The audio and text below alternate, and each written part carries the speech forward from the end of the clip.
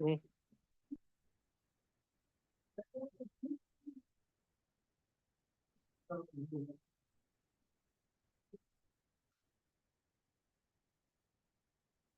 Mm.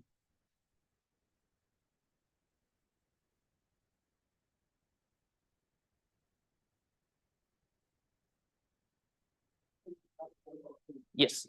Mm-hmm.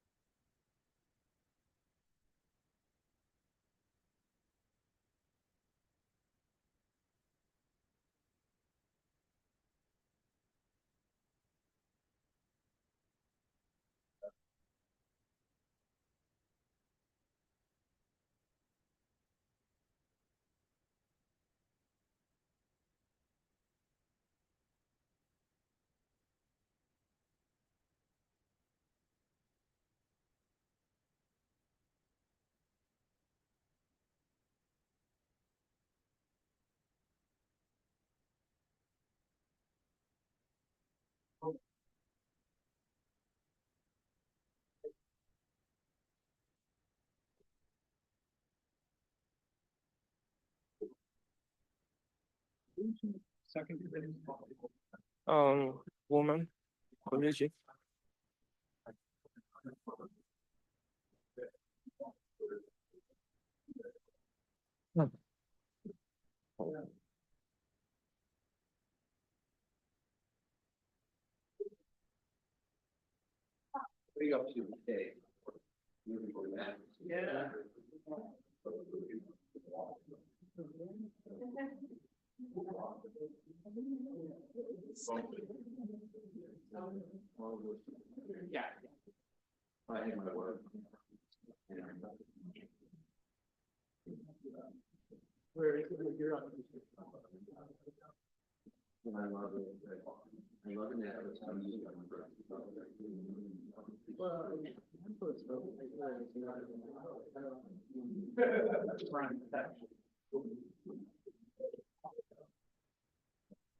I know this is me because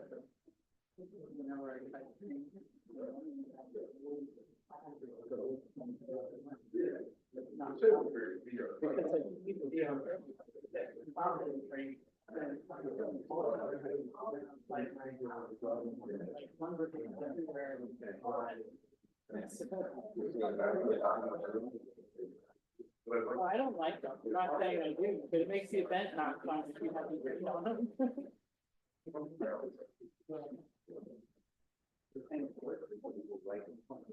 I am working on a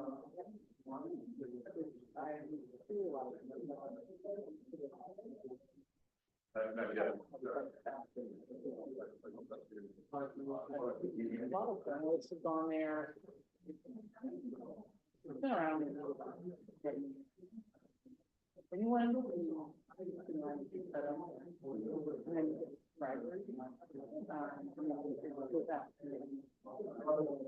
no, that I've been involved.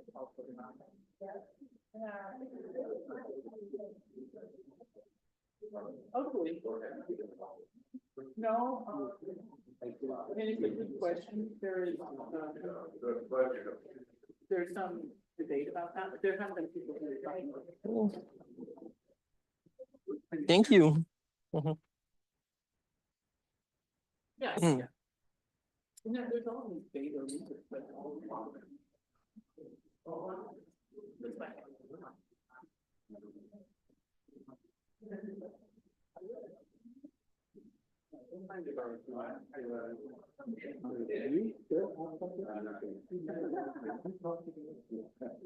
yeah, right. Yeah.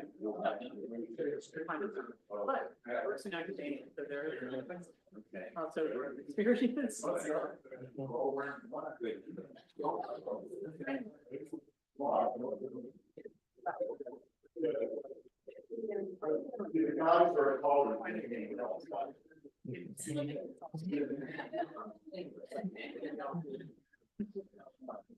No, it's not, it's actually. It's not.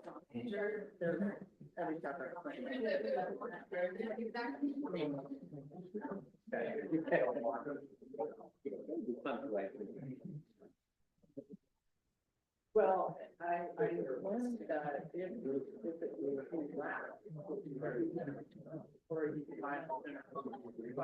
Okay, so let's get started.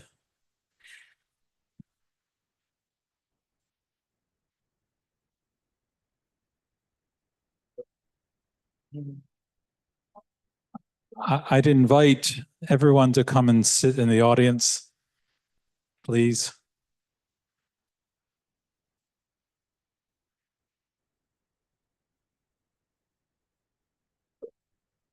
Adam, why don't you come on up front? Okay, our two guests that are not here, these two seats, they are in traffic and they're urbanites. They don't understand traffic, so they underestimated the time to get here. Thank you for taking Metro. I appreciate it. Okay. So as we start today, a couple things. First of all, welcome to the School of Architecture and Planning and Preservation, master's thesis presentations. A couple things today. You'll notice I'm using a microphone, not because I want to be a star or something, because we're being recorded, and the room acoustics are not very good. So we ask that you use this if you want to make a comment. Also, each student will get about 50 minutes. I want to introduce the jurors, and then we'll start with merci.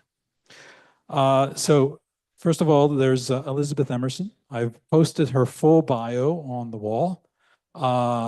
Yeah, it fills the room. Elizabeth is a founding principal of EL Studios, and she is also the Associate Dean of Academic Affairs, right? Just only academic affairs at Catholic University. Elizabeth and I taught for many years together as well. Our second guest here is Mark McInturf, FAIA. He is the founding principal of McInturf Architects, and his firm has received over 320 design awards. And that number keeps clicking up. So I think it's like 321, 322. Seriously, one of the highest awarded firms in the country. He's also one of the first graduates of the program. Saw this building getting built, right? Yes. Adam Bresnik is, as you know, is our key professor and also teaches studio with Michelle Lamprakis. And so welcome. Thank you. So, merci. The floor is yours. When the other teams come in, we're going to stare at them. But I'll introduce them at a break. Okay? Thank you. Thank you. So, good afternoon, everyone, and thank you for being here. To get started, I would like to ground this project with a quote that resonates with this work. In the famous word of Rachel Carson, the more we clearly can focus our attention on the wonders and reality of the universe around us, the less taste we have for distraction. In a way, this is refocus our attention toward changing landscape and dying trees, forest, and overlooked species like oysters. This is a story of a design that embrace changes rather than try to fight it. So without further ado, I am Dieu merci Kamate, and thank you for joining me on this presentation. Our journey begins here. A glimpse of a transformed landscape, one that is shaped by rising seas and shifting ecology. Please join me in this journey to learn how we arriving at this moment. A journey that demonstrates how architecture can respond to an environmental dilemma that is no longer a distant thing. A change that is already underway. So this thesis is grounded in 3 intertwined themes. The first one is the Chesapeake Bay sea level rise. And the second one is the emergence of ghost forests, which are caused by rising sea level as saltwater intrusion. And third, it's grounded in the use of the role of oyster and reefs, not only as an ecological agent, but also as a larger strategy for adaptation and restoration. So starting with the Chesapeake Bay, it's the largest estuary in the United States. It's spanned across 200 miles, and it touches 6 states. It's home to more than 3,500 species of plants and animals. But it's also crossing an ecological threshold, one that is reshaped by flooding and changing climate change. So starting with this map, looking at the prediction, we can see that in 50 years, widespread flooding begins to fragment the shoreline.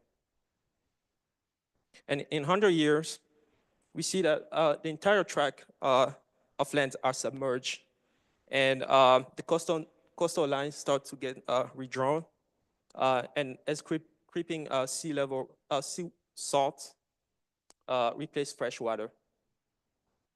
And this map shows the saltwater intrusion and the level of salt concentration, excuse me.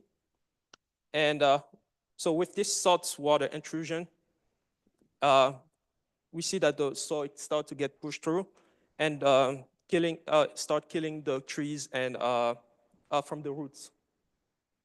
This map demonstrates a different level of how sea level rise could impact the Chesapeake Bay itself. And the darker blue being the highest level of concentration. Sorry. What started as a slow shift become a systematic transformation.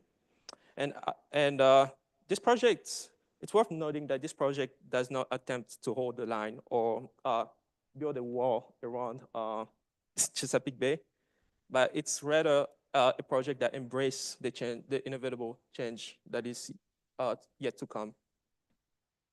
And moving on to the ghost forests. Ghost forests are one of the most clear sign of shifting coastline. And this is a picture of depicting ghost forests. The trees, canopies are gone as sea level salt water get into the land. So this is not just a local issue. It's happening all around the globe. It's been observed along coastal region worldwide, from the Gulf Coast to the northern Europe and Africa, and also in China. For example, sea level rise can cause 15 to 19% loss in habitable lands and displace about 13 to 16% of the population by year 2100 in Egypt.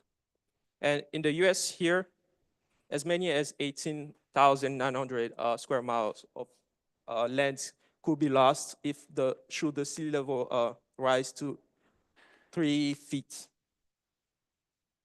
So zooming into the United States, more particularly to the east coast of the continental United States, we can see that sea level rise occur at approximately 3 times the global average at these zones highlighted on the screen. Yes.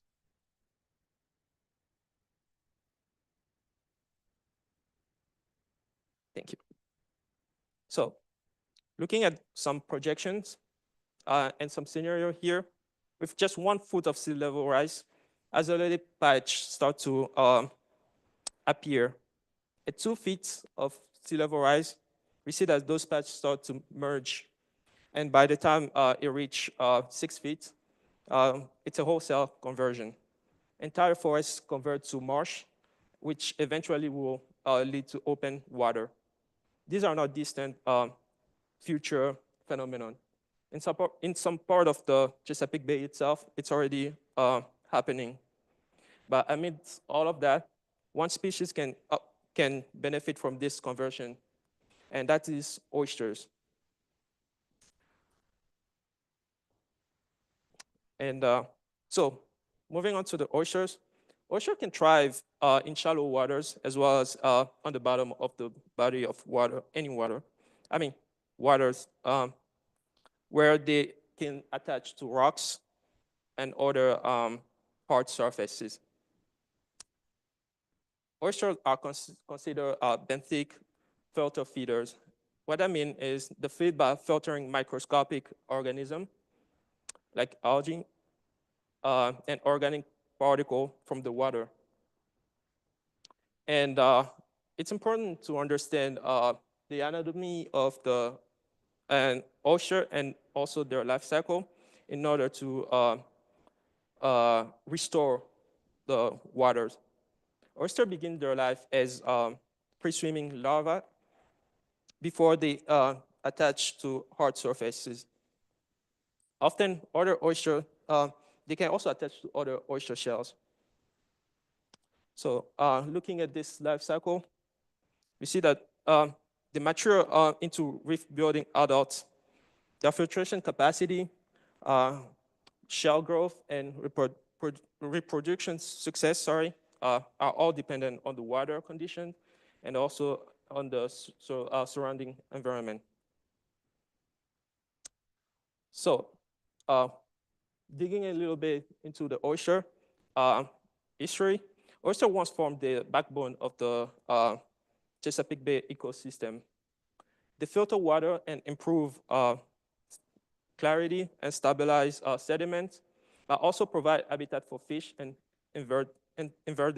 invertebrates. Sorry. At their peak, they could filter the entire volume of the Chesapeake Bay in about just a few days. However, that system has collapsed. Due to over-harvesting, disease, and pollution, oyster population dropped to less than 1% of their historic level. And it's worth noting that this map is actually a little bit manipulated to show, it was enlarged to show the recognized oyster sanctuary. They're about the same size as the oyster bottom, at least those dots. But amidst all of that, not all hopes are lost. There's an opportunity for recovery, and restoration program and improved water condition are helping oyster return. And with the right support, the reefs can function as natural infrastructure. Mapping efforts across the Chesapeake Bay, now we have identified suitable zones, area with optimal depth, and also salinity, and substrate for oyster development. These are key to locating architectural intervention that don't just coexist with oyster, but also actively support oyster and their growth. And I wanted to touch base on a few of the three main methods of oyster cultivation that are used in this project. The first one, the rack and bag, elevate oyster in the water, and whereas reef balls rest on the seafloor to support long-term growth. And also, last but not least, vasi ropes that are suspended horizontally to provide a lightweight, high surface area for juvenile oysters. So with this ecological context and set of restoration strategy in place, the next step was to clarify the architectural ambition.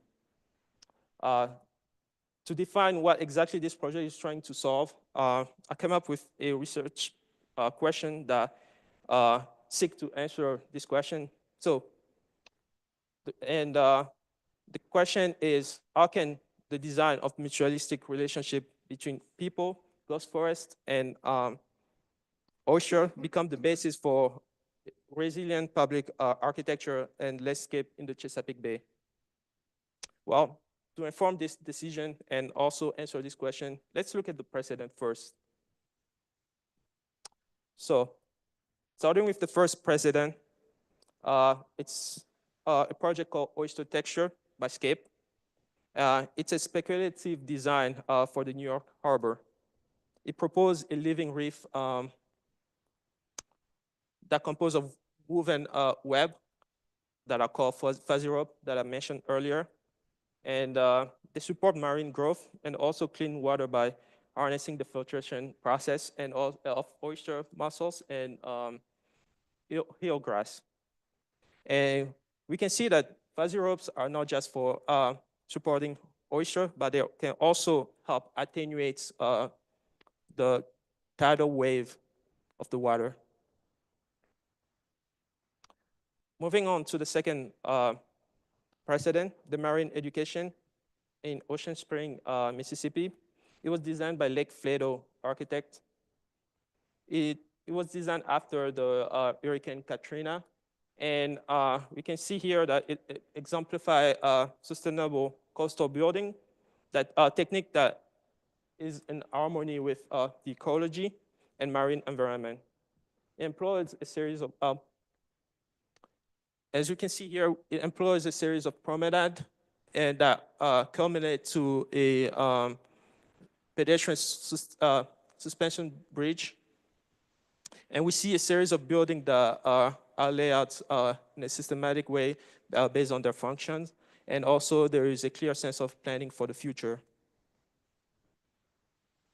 So moving to my sites, the area adjacent to the Philip Merrill Environmental Center in Annapolis, Maryland, was chosen as the ideal site for this project. The Philip Merrill itself is the new headquarters of the Chesapeake Bay Foundation since 2001. And a little bit of background, it's the first building, lead platinum building in the world. So they are the leading kind of forces of sustainable design. So today, the site sits near the shoreline, but projections indicate that changes due to sea level rise are coming. As you can see in those three sites, in year zero, which is the current, what we're living today, that's what we have. And in 50 years, we see that the coastal line is expected to shift inland, which lead to increased lowland flooding and saltwater intrusion. And in 100 years, we see that these effects will intensify drastically, also with the potential of substantial portion of the surrounding land to be submerged. This site presents a urgent, the urgency for the adaptive architectural strategy, but also a strategy that responds to evolving coastal condition. And starting with year zero, I will now walk you through the proposed architecture of the Oyster Promenade. A network of boardwalk connects a series of new structures, each having distinct function, from the Oyster Nursery on the left to the Oyster Outlook Building on the right, passing through the Oyster Education and Research Center in the middle. Visitor will most likely start their journey at the parking lot, where as soon as they get out of the car, they get the feeling of the oyster by walking on those shell pavement. And it offers an initial point of kind of like contact with oyster. And as you can see here, one will start their experience with like seeing kind of like a glimpse of the building, the rack and bag in the background, but also the boardwalk that will take you into a journey, a promenade journey. And then moving on, the first structure that they will encounter is the oyster nursery building, which provide a context on the site ecology and proposed nursery effort. And taking a closer look at the floor plans, we can see that this building is service-oriented, where one will walk through the staff lounge, storage, and also the workshop where also will be prepared to for the rack and bag outside. And this is kind of like a bigger look at the rack and bag system, and also the promenade itself and the building. Moving on and proceeding along the boardwalk, we get a glimpse of the oyster forest and the fuzzy rope itself that are placed as an interactive installment today, anticipating future changes later on. Yep. These are structure that supports the boardwalk. Sorry. These? Oh, I thought yes, they are structured wood log that are dead, and they're used now as a support for this boardwalk. Yeah. Yeah. Yes. Yes. Yes. Dead trees. Sorry. Um, reclaimed from. Yeah, and they're constructed. Yes. And this is a closer look at the fuzzy rope that are attached to these dead trees. And as we reach the climax of the promenade, we arrive at the oyster building and research. And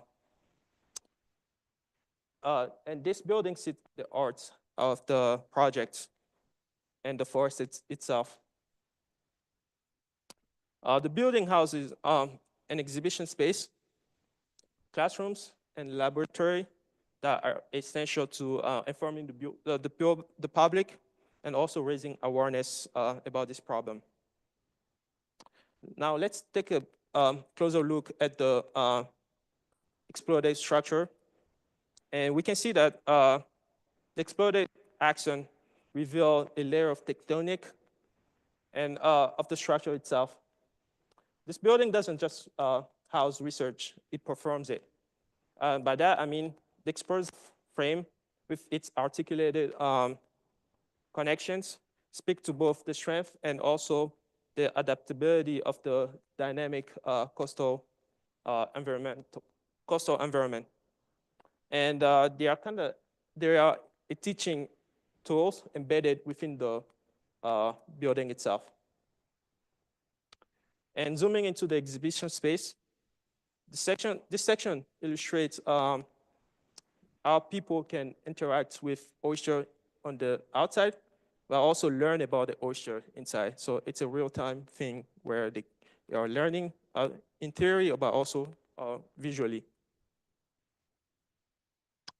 And zooming on the education and research building, we see various activity happening around the building, where we have outdoor classrooms and also the promenade itself full of activity.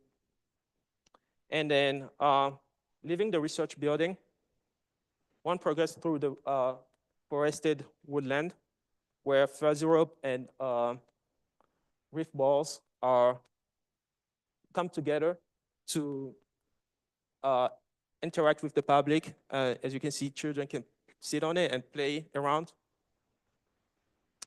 So here's a short here's a shot of this playful moments where you can see the Chesapeake Bay in the background, but also the fuzzy rope.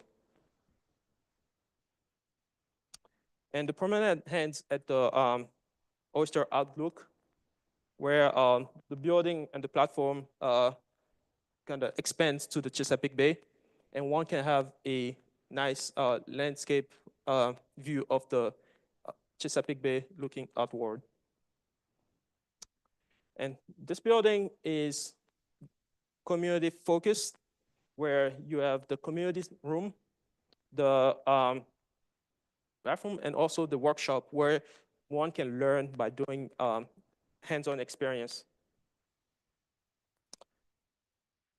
Here's another shot of the oyster outlook looking into the Chesapeake Bay. So today, the sites meet the bay with a narrow forested edge, and this intervention is not sits above the tide and is not grounded and is aware of what's yet to come. And by that, I mean, in 50 years, the shoreline recedes.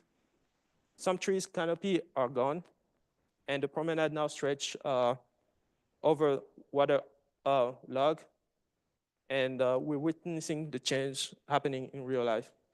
And in 100 years, water claimed the land. Building stand as a island, and the promenade becomes the only constant memory that remains, reminding us of what once was and what is now.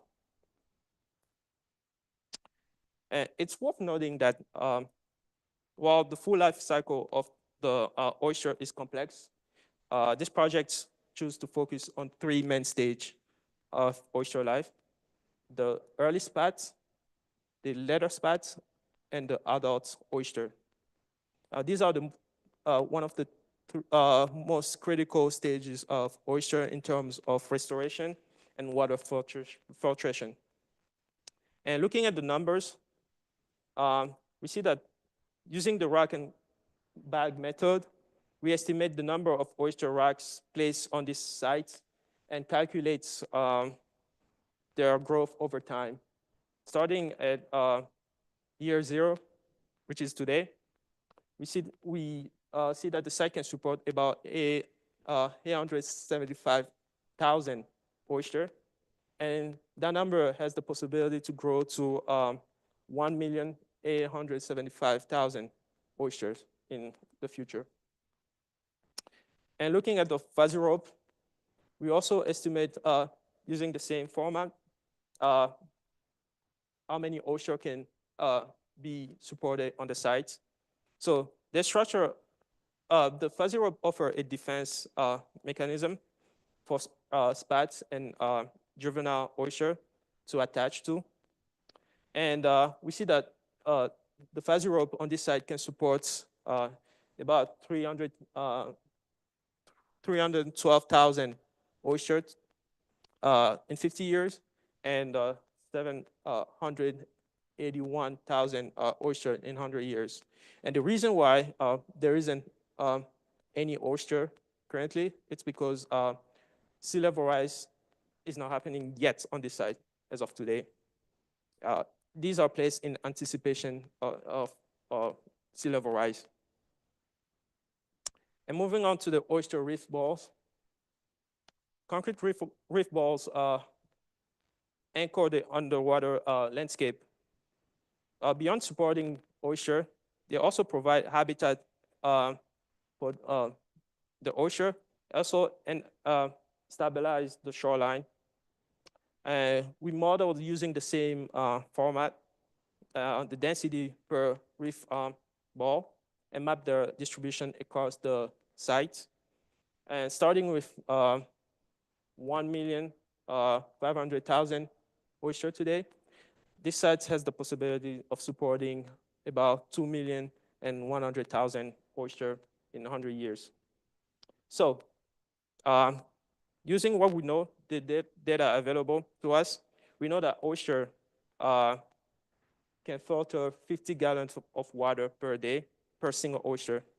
And doing the math, calculating that number, we see that oyster today on this side can filter about 118 million, 752,500 gallons of water per day. And in 100 years, that number can jump to 237 million gallons of water that will be filtered. So to conclude, in the face of changing coastal line, this projection doesn't just offer a fixed number.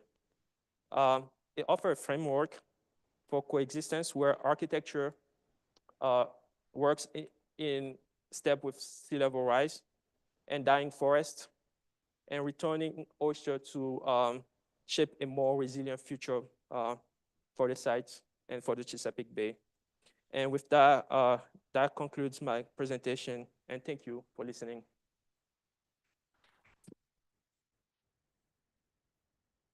Merci. Could you take the last slide? Can you put that back? Thank you. I forgot to introduce Merci's committee, of course. Michael Esbon, chair, and Human Koloji. Where's Human? There he is. So I'm going to open up the comments.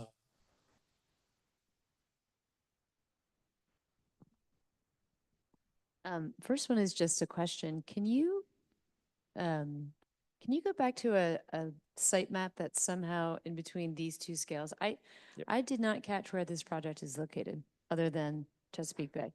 Yes. Perhaps I should have a map of the Chesapeake Bay, of the Maryland, and point it out. But it's Can you use one of your maps of the bay? sure.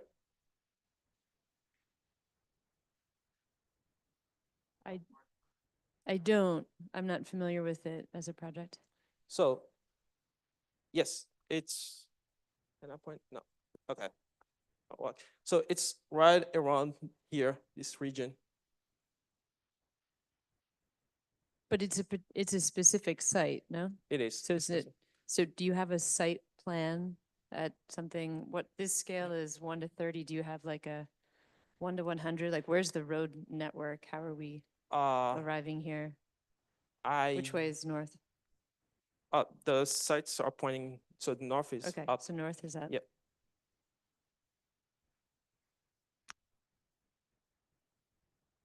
Actually, can you go back to that drawing? Because that was Yep. my first, Yep. pause. So while I was listening to your presentation, the thing that I kept looking at, the drawing that's most immediately in front of me is your site section. Yes. And these plans. And I was thinking to myself, he's not drawing this in the most helpful way. You're not drawing your site plan in the most helpful way, because your project is as much about the shifting water than it is about the land. And when I saw the Lake Flato drawing, I said, oh, those guys did it right. They're drawing the topography all the way until it bottoms out, and they draw it as it keeps going. Your site plans don't do that. They're showing the water as something that is kind of dense and fixed and permanent, even though the line shifts. But it shifts every day, right? This is a tidal area of the Chesapeake Bay. So there's a way of drawing, which they're doing here, where the fixed things are documented. That's the topographic information. Yes. And the thing that's movable is, let's say, charted over the course of its movement. So the coastline isn't something that's fixed. Okay. It's something that is implied in this drawing is being dynamic every day, not just in 50 years' time or 100 years' time. Yes. I think that would have been helpful for you, because when I look at your section, the new architecture stops at a line of topography, and it also stops at the line which represents water. And I don't know what happens below either of those, but you've established in your research that the relationship between water and land is something that's very changeable. Yes. But the relationship between architecture and what supports it is not changeable, at least it shouldn't be.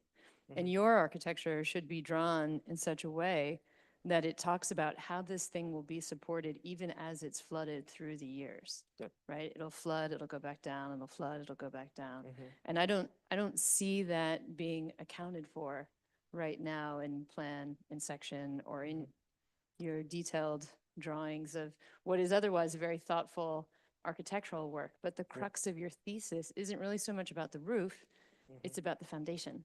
Yes. And that's a very undocumented condition. It could be something really beautiful and wonderful, but right now it seems a little undercooked. Yes.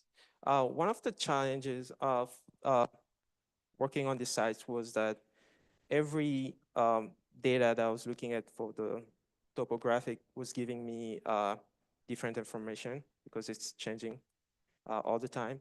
And Right? There are Nautical. nautical charts of it. yes, Yeah. there. So there's no reason, and in fact, I'm sorry, I'm supposed to use Yep. this thing, so you're recording. In fact, the way you were documenting, and I thought this was going to continue, you used a kind of like digital zipatone with the dots. And to me, they looked like elevation markers. And I was like, oh, that's really cool. As he zooms in, we're going to follow those elevation markers down, down, down, down, down, and he's going to use those to help plot the building. But you didn't. The graphic went away and you moved to lines of topography. Either one of them could work. Mhm. And that drawing tool could be some way of suggesting how this thing is meeting something permanent, right? Something, some foundation that can support it. Yep. And be the place, because I love your three techniques. I love the fuzzy rope. The fuzzy rope's adorable. I can Yep. imagine kids playing on the fuzzy rope and having a great time. Yep. But the way it's charted or Mhm. or plotted on this kind of gesture of sight, Yep. to me feels very kind of Cartesian and stiff and fixed and not responsive to the movement of water. I don't know Yep. where the currents are. I don't know if there's Mhm. any kind of watercraft trying to make its way through your field of oyster farming. Yep. And so I wish there had been as much information drawn about the water as there is about the land, because it's an equal partner in this, right? In fact, it's going to overtake. Exactly. So those nautical charts would have been really useful. And knowing the currents and knowing the wind pattern would have been really useful. Because I Yep. think it would have also helped you lay out these buildings in such a way that was a little more sensitive to sight. So- As someone who owns a house on the Eastern Shore that is on your map, and I see that it'll be gone in 50 years, this was frightening. I kind of knew that, Mhm. and I don't think I wanted to be reminded, but there it is. I do see, I have a small piece of land with my house on it, and I see the receding shoreline every little bit every year, and certainly see the salt invading the vegetation, not just on my site, but all around. And it's like some sort of barometer or something. It's some sort of indicator of what's going on. It's the canary in the coal mine. When I first looked at the site plan, I thought, why did he cite the big building the way it's cited? And then you said it's already there. And then you said it's the Chesapeake Bay Foundation, which I'm going to say right away is a building I've never loved. I just, Wow. It is. yeah. Mm. Well, and it gets, Yep. it gets even a little more frightening down here. No, No, no, no. that's the big building. Big one. That's the one. And maybe you see why I don't love it, but I just haven't. It does all the right things, but not all of them. So I'm a little curious about what made them orient their building that way. And you've oriented straight north-south, and I guess you have a reason for sun stuff and all that kind of, Yep. recreating that. What made them do that? Can't really speak for them, but I would assume that they wanted the sovereign lights in achieving a high sustainable building, because that sovereign facade has a lot of glazing. Well, south is down on the drawing. Yeah, it is. From this one. Mhm. Yeah, Yep. okay. Yeah. Yeah. So then, as I like to say when I teach with Eric, a card laid is a card played, which is a poker saying, a game I don't play, by the way. What do you do, with that? And I'm not suggesting you follow that orientation. Yes. But I think it's a little bit of a difficult juxtaposition, just as the kind of scale juxtaposition is here. And I recognize it's not going to be that severe because your buildings are in the foreground and that's much more in the background. Yeah. So having this in perspective might have served you better, Yeah. because it looks a little overwhelming. Mhm. At first, my thought was on your buildings, and I see 3 plans here, but 4 buildings, so one must be redundant. It's a two. Oh, I see. It's Yeah. it's a double. Okay, it's a dog trot. Mhm. Um, Okay, so that's right. Is it reasonable for you to have made them all look the same when they have fairly different programs and stuff? And I think the answer is yes. It's a generic barn. It's entirely self-sufficient structurally. You can slide anything you want under it. And I like the sort of barn mentality of it. The one critique of the plans is I don't think you need any corridors. I mean, most people are going to be here in decent weather. Just let them walk around the building and go in a door. I just think the corridors are going to sort of suck the life out of this whole relationship. Yeah. Yeah, I mean, look at that. Yeah, we don't need those. Yeah. It's it's covered and it's shaded, and we're not going to be here in 25-degree weather. I very won't. No. No, Yep. no, I won't do that. Mhm. So I like the delicacy, and that's an important word to me, Yeah. of your buildings that. Yeah. But, okay. Um, hello. We have more people. Um, I like the delicacy of what you've made, and again, that's part of the contrast with the foundation, which is entirely indelicate. And it allows you to make it a very small member sizes, the way Lake Flato did, and all that. So I think it's, your heart's in the right place, and I think your design is in the right place. And even with the orientation of the foundation, I don't know that I would have gotten to your buildings exactly the way, particularly that lateral arabesque on the left side, Yep. the way you came down. I don't know what I would have done, and I'm not here to recommend anything. But it just feels sort of off in left field. It's in the field. Yep. Yeah, yeah, yeah. Um, yeah. Question, Yes. so your diagrams up here sort of imply that the new aquaculture, all of these devices Yep. are left in place as the water rises. And it Yes. looks like by the year 100, it's risen by several feet. Yes. Is that? So what of the buildings? Are they also left there? Um, Your diagram shows the oyster stuff, but it Yep. doesn't show what happens to the building when it rises several feet.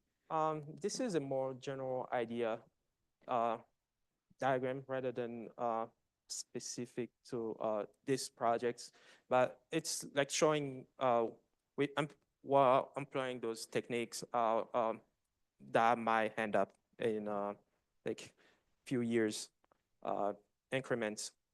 So yeah. Well, unlike Mark, I am going to suggest Okay. something you could think about. I quite like your delicate dual column.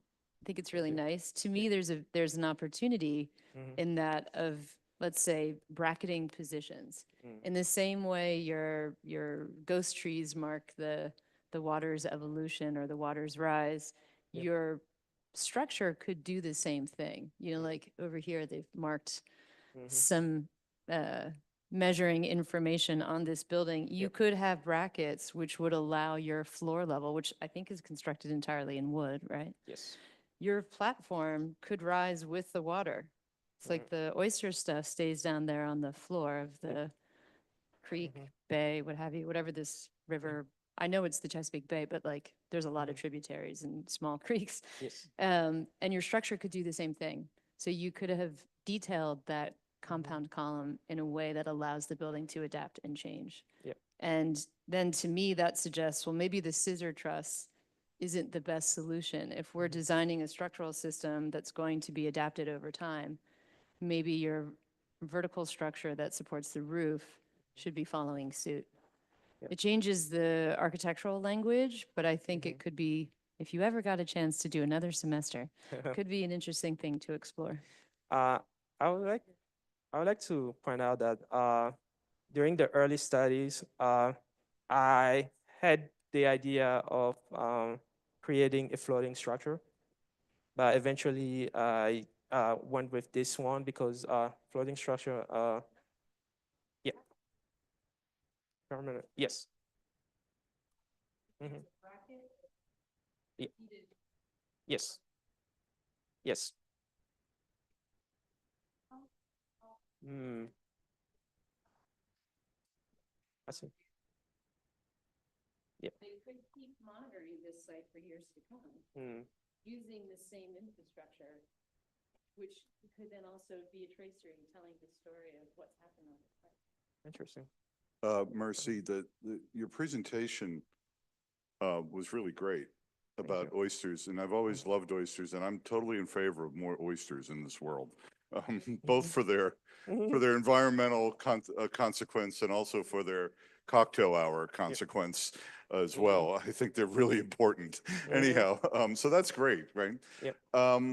What, are the walkways fixed in elevation between them, or do they move Oh. up and down? They move up and down. The walkways So do move up and down. Yes. So they'll float with the tides and things. Is that right? Not quite. It's, yeah. Yeah, that's kind of an issue, it seems to Mhm. me, that you know, it just how you move around and how the water is going to impact, it was said earlier, how water impacts these things. Yep. The other thing I think is a little bit of an issue, Mark said the architecture is very delicate, and there's a lot of really nice things about your touch in terms of the detailing and the scales at which you've addressed this. Yep. It does concern me a little bit, though, that given where this is, right out on the water, that when storms come in, it's going to have a very serious effect on this, you know, and the uplift of winds, there's nothing shielding it in terms of trees or structures or anything. And maybe it's the kind of thing that would get rebuilt every now and then because of that sort of thing, and that might be okay because it's obviously doesn't have air conditioning and other things that are expensive things. But the delicacy of it to me doesn't strike me as something I would expect to find in such an exposed condition if you wanted it to last a long time and be resilient against storms. And maybe that's not as important an issue. You know, the uplift of the wind that's going to come in under those exposed trusses and things is going to be pretty powerful and stuff. You'd have to figure out how to tie all that down if you wanted it to stay a certain way. So, you know, the aesthetic, I think, is very admirable at one level, but I think there's a sort of, you know, you can't fool Mother Nature business about what the impact of nature might be on this. Right? Yes. Throughout the semester, I was also studying how to brace, create the cross bracing for the building. I studied a couple iterations, and eventually I come up with the cross bracing for considering lateral loads and whatnot. So, yeah, maybe further exploration is needed. I'd like to ask a couple of questions as well. So, the fuzzy rope, like what is the fuzzy rope? Is it hemp? Is it made of recycled plastic? You know, and I think, well, answer first and then I'll continue. Yeah. Fuzzy rope, I'll be honest, I haven't looked into it like quite yet, but for this project, everything to kind of continue in that spirit of sustainability and with the Chesapeake Bay Foundation itself, I was looking at recycling material, such as also the way I use wood to support the boardwalk. So yeah. So, which brings me to sort of my next question or suggestion, which is, it's persuasive, but then it jumps from, to 50 years. So like at what Yeah. point do we have to implement this project, and how fast do we need to move? And what life does that rope have? For example, the rope was the first thing that occurred to me. It's like if we install the rope now, in 50 years, will it have rotted out, or will it still be there? If it's made out of, like, the composite decking system, if it's half plastic and half recycled denim jeans. And then I also was thinking, I mean, like that drawing of the rope forest, Yes. or those canopies or sheets is really persuasive and really beautiful. And I just imagine, like, every elementary school making one, and then they go on a field trip and they install it, and it's part of this, like 10-year plan. But I want to see that, like, I want to understand the phases of your master plan, because your master plan is very clear and elegant, and I find attractive. But I want it to become more real in, like, how's the knot? Like, how can we train, the little kids, or grown-ups, or senior citizens, and children are making these things, and then they're all stored someplace, and then when are they deployed? When do we deploy the concrete reef balls? So I believe the project, but I think you need to get to that other level. And also, like, let's make them, like, every weekend, in the summer, there'll be fabricate your own oyster concrete ball, like, make it a community outreach thing, which has to do with our society. And that way everybody will be invested in this project. And then there's, an oyster bake or a cocktail afterwards. And it seems like the project is ripe for that level of definition. Yeah. Okay. Yeah. Thank you so much. One last effort to talk about my house. Because there's something poignant in these three diagrams where the buildings stay and the ground goes away, and there's infrastructure that remains. And this is not your problem. This is the problem of my little village and dozens of other villages on the Eastern Shore. Lots of people are raising their houses. Eric is doing it right now. I've done it. We're all going to be there. The land is going to go away. How are we going to get to the houses? I mean, what's the infrastructure that's going to make that work? I don't think that the counties of the Eastern Shore are remotely thinking about that. Dennis.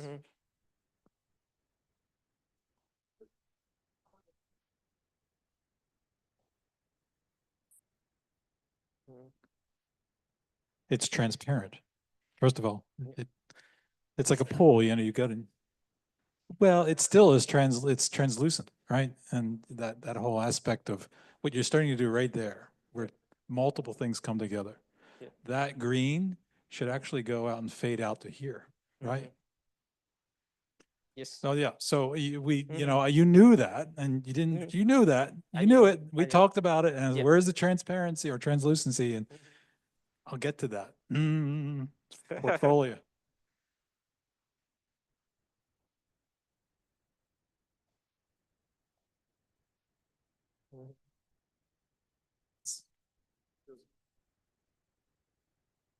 Just a brief question. Really enjoyed the presentation. Merci. Thank you. And I used to grow up visiting my grandparents on the Eastern Shore and visiting that Maritime Museum in St. Michael's, which is on substantial oyster beds.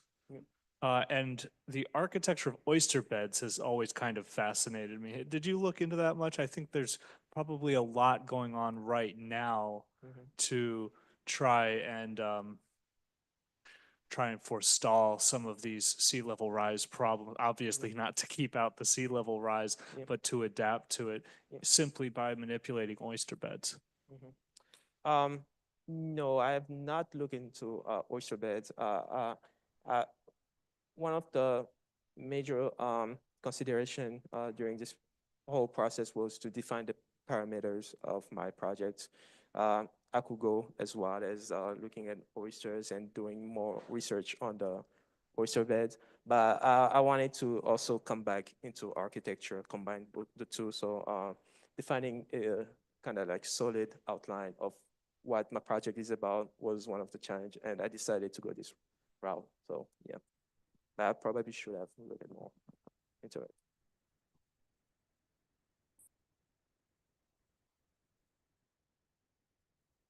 Michael, would you like to wrap us up? Merci. Thank you so much for this. It was a real joy to work with you. The project was a journey, right? It started in a different place and it came to this. Yep. And it's stronger for having gone through all of those changes and revisions. I appreciate that you're reminding us that we're going to have to relearn how to be amphibious, right? I say relearn, well, depending on your whether how you think about evolutionary theory, I think of it as relearning. But in order to be amphibious, we have to understand the benthic realm, what's underwater, as much as we pay attention to what's overland. So I really appreciated the comments here that are holding you to task about how we draw watery landscapes, right? Yeah. That there are real no lines we can attach ourselves to and real benchmarks, right? So that's what I find fascinating about your work is that you're trying to figure out what's permanent, what do we hold on to, and what is not. It's part of why I really appreciated the comments about how the buildings might change. We might jack these things up over time, right? Depending on what's happening, right? Because our projections are just projections. It might be worse. It might not be as bad as we think. And the architecture can duly respond to that, right? I think that's a really fascinating, interesting comment. So I'm glad that came up. I also just want to appreciate Adam's comment here about the constituencies that you build around a project like this, right? And Scape, who you mentioned here, the authors of Oyster Texture, that's what makes their work so compelling, is they're not just designing, they are out there doing the groundwork, building up public interest in oyster landscapes. They literally hold fuzzy rope making evenings where people come and learn to tie fuzzy rope because they know that in order to sustain landscapes like this, you have to build an interested public who will act as stewards, right? So it's a world in which your project can start to move into, I think, as it evolves, as you keep thinking about this stuff, right? But I do want to appreciate one final note here that you weren't just thinking about the architecture, that when you were thinking about resiliency, it had to do with thinking about our relationship to other species, right? To forests that are changing, to oysters that are expanding, right? You're thinking about coalitions, you're thinking about multi-species partnerships, and I think that's intelligent. I think that's where we need to head. And I appreciate you taking us on one version of that storyline here. So thank you very much. Congratulations. Thank you.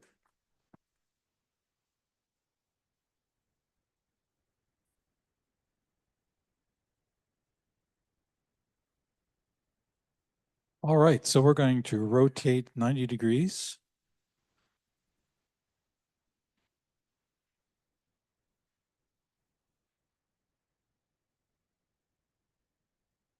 Thanks for coming. Appreciate it. Georgetown graduation.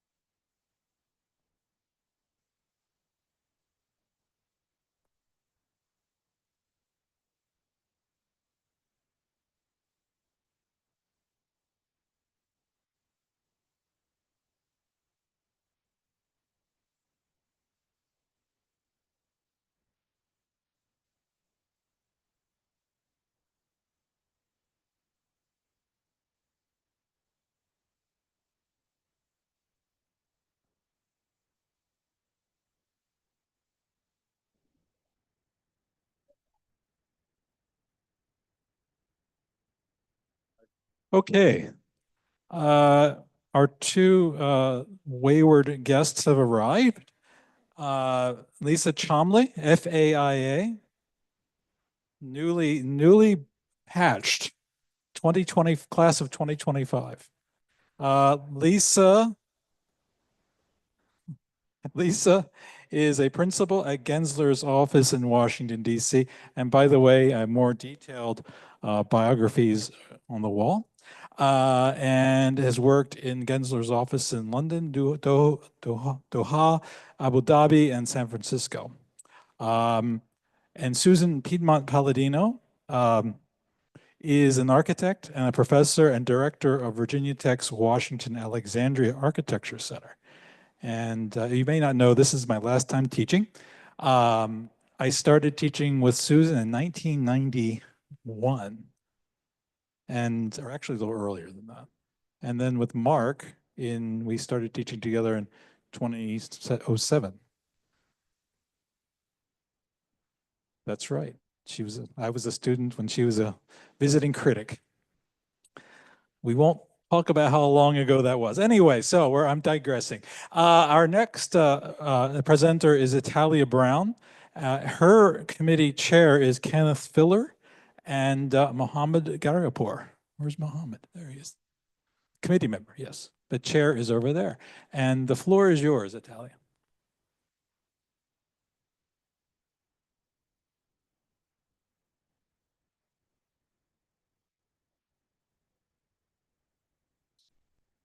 Hello? Okay. Hello, I would like to present to you my thesis called Cinema Paradiso, Enhancing Urban Life Through Film. But before I begin, I would like to thank my committee for all their amazing insight and help with this design, and also my parents for helping me with the research on the site, as this is where they're from, and also my amazing studio cohort and their very supportive environment that I was able to work in and thrive in. So I would just like to start with that first. And so now to get into the research of it all. Did I do it wrong? Am I doing it wrong? Okay. Okay. Yeah. So the film experience has evolved throughout time.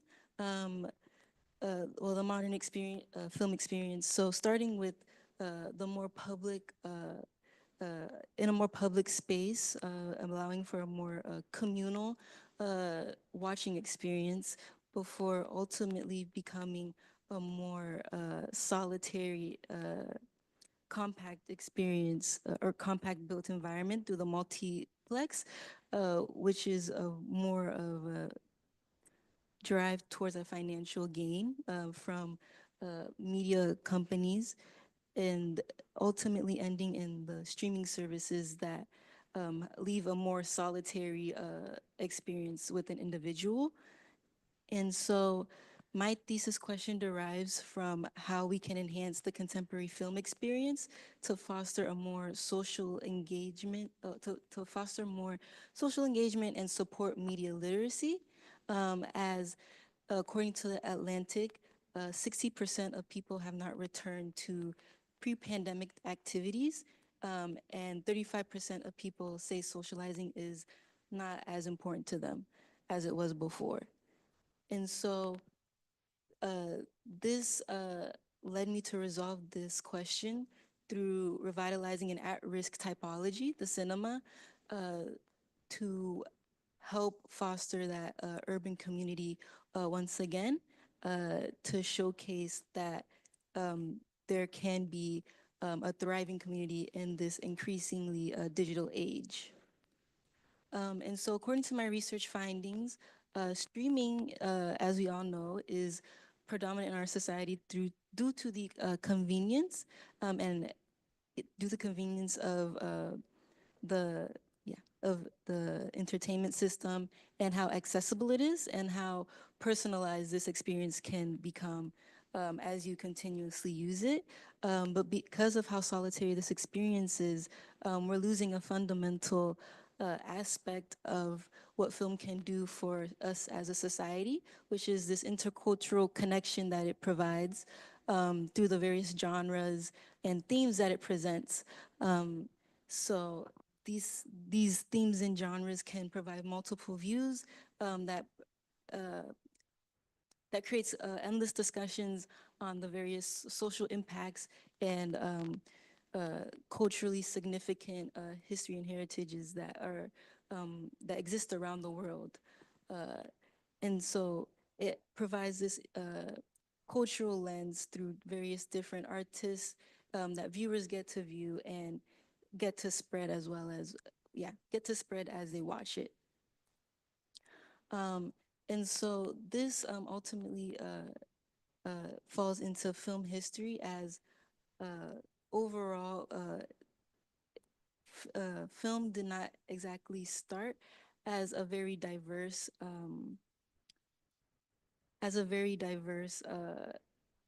industry, as oligopolies started manifesting within the cinematic sphere.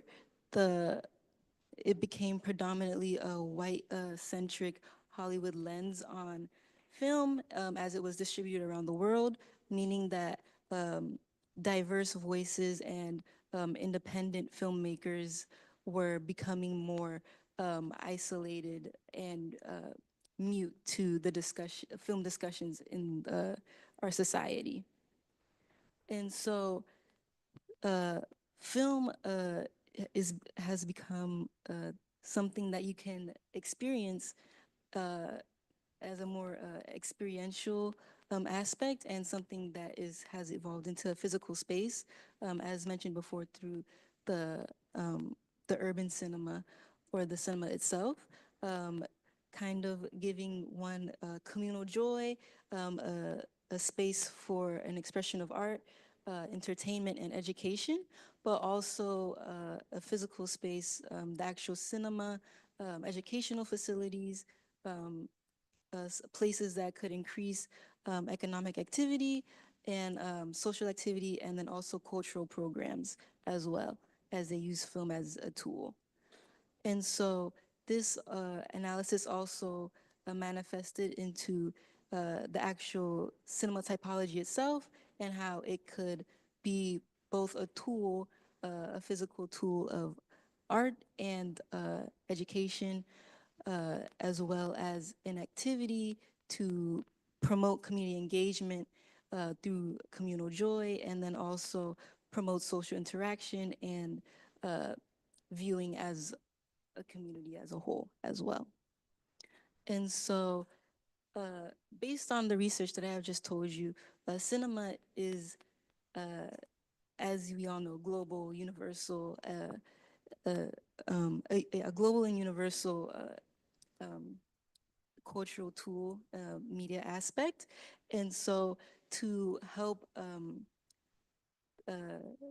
practice this research and in the design world, first cast our net really wide to 5 different sites that were universal. 5 different sites starting in Los Angeles, North Dakota, Santa Ana, Panama, Albert, Panama, and New Zealand. All of these sites being needing of an urban community that could flourish over time. And so as these sites were curated, we started creating new site criteria that helped dwindle down to one site by looking at the different aspects of diverse population, having accessible public transport, a need for social and leisure spaces, and also it having a historical and cultural significance that the community can be linked to. So this was all influenced by what was needed by humans, and also what was needed within the environment to help create this successful environment. And so it being a walkable, compact, full of diversity and vitality was important, but this having a sense of place that was connected by people was something that made sure to respond to, or made sure was in the site so that we could respond to and enhance as well. And so that's how we settled on Panama City, Panama, to as our site for this design. And so within Santa Ana, Casco Viejo, Panama, it is near the Panama Canal entrance, right along where its corridor directly leads to its historic Old Town on the edge near the Pacific Ocean. And so to more incentives as to why we picked Panama, not only does the historical district is like the ultimate destination at the end of the corridor of the site, but well, this slide essentially showcases this diagram over here where there's the Panama Canal right on the edge. And so you'll be able to see that a lot of Panama's main landmarks are along this edge as well, such as the Biomuseo by Frank Gehry, and then also other national theaters such as the Teatro Anita Villas, and the National Theater as well. And this isn't a very well-known theater, but the Teatro Tropical, which is a historical cinema of influence in the area. And so the predominant incentive to picking this site, as long as, oh yeah, another incentive to picking the site, along with it being a beacon to Panama's film culture, was that there isn't really a dominant film culture or media culture that exists within the site. So we chose it for it to be a beacon and to be an actual structural piece of influence to the country. And so from my own personal observations, I noticed that it was a very sports centric country that mainly had sports facilities that were unique, that were in unique structures and not really any cinemas that had their own unique structures. So mainly a lot of the cinemas were in malls, in suburban malls that people would have to go to, or on the top floor, but weren't really utilized. So after looking into the area and how what was situated around it, we looked into film festivals to see how these urban communities could thrive off of film and film culture, and ultimately ended up looking into Sundance Film Festival, and seeing how that impacted Utah, as it has various sites in Utah that mainly responded to a corridor that traveled around that the tourists and locals could travel on. And so after some more site analysis, we found the Festival Internacional de Cine Panama, where there is 5 venues, but they're all 30 minutes apart. And so all of these venues are not unique multiplexes. They are, in fact, other structures that house just a space to watch the film. So they were, so by looking at this analysis, we were able to kind of localize it, utilizing the actual theaters in the area, such as the Teatro Tropical, which, as you can see from the picture, looks kind of run down.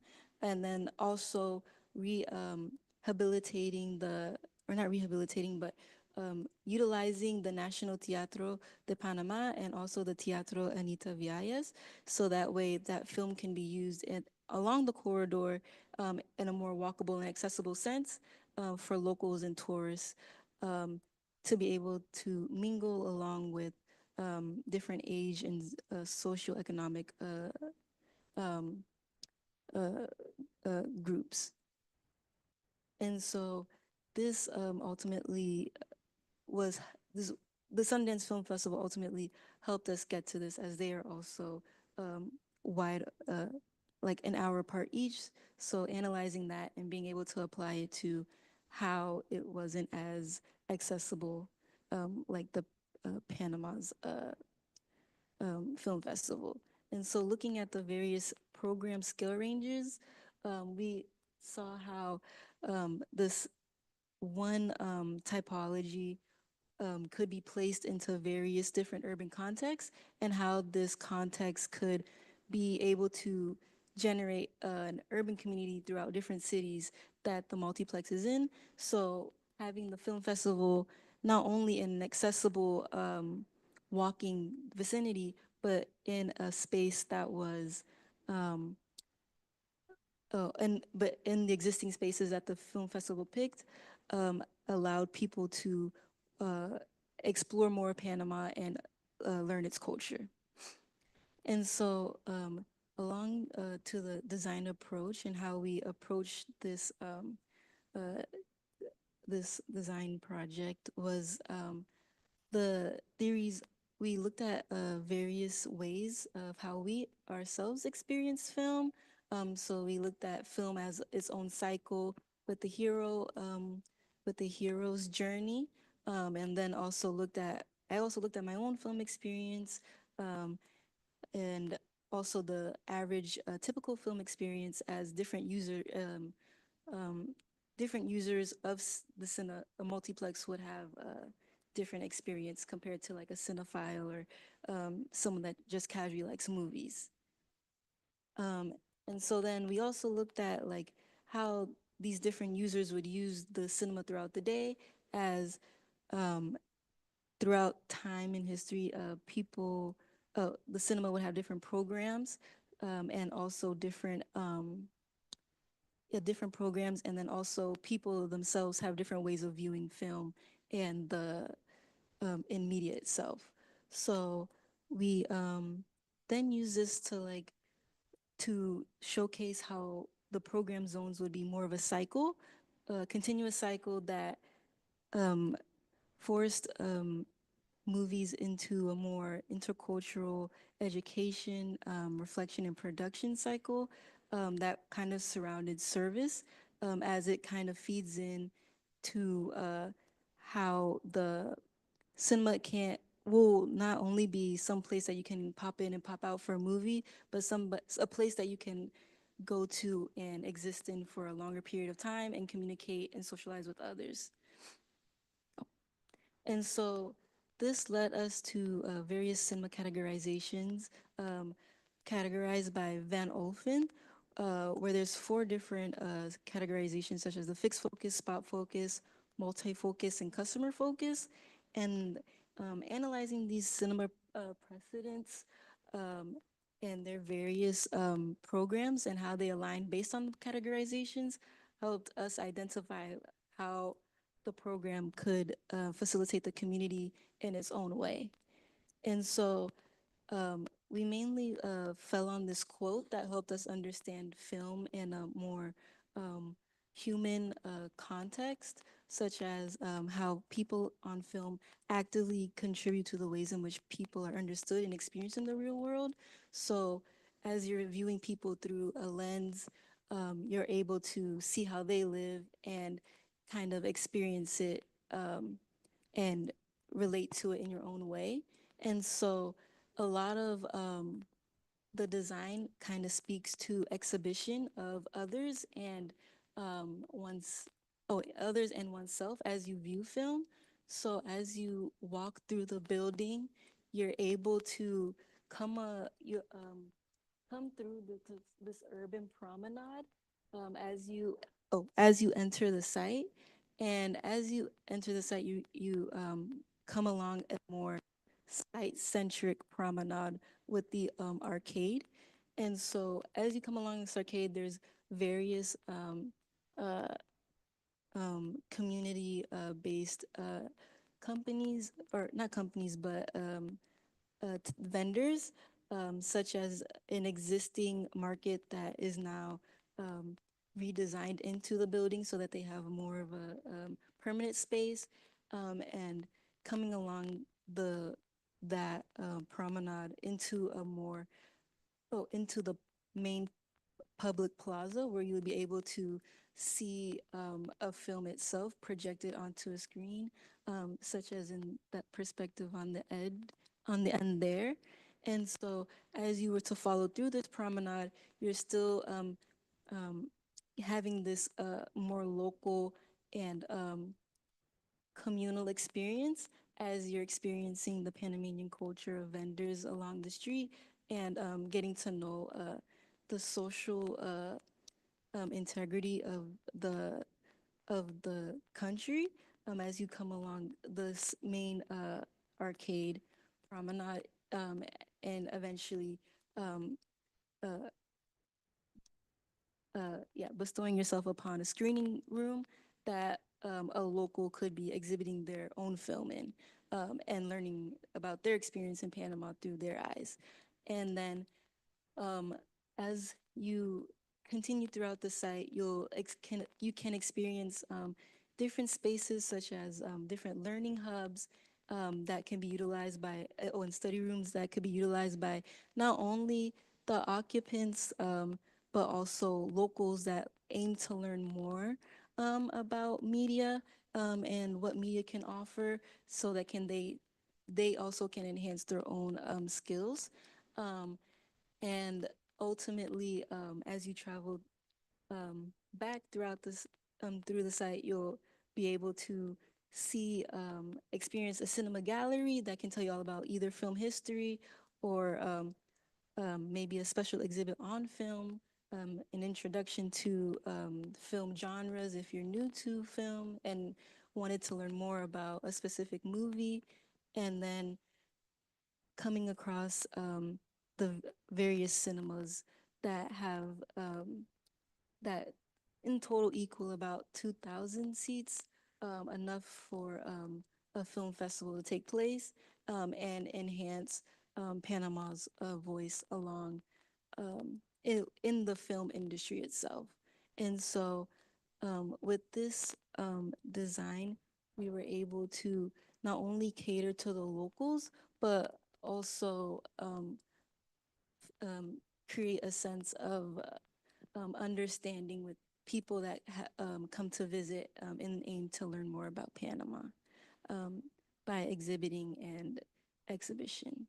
And so some cultural studies that helped me understand how this design would work would be looking at Walter Benjamin's work, analysis of arcades, and also Richard Geist, um, where I was able to understand why arcades aren't used today and apply systems that would help ventilate the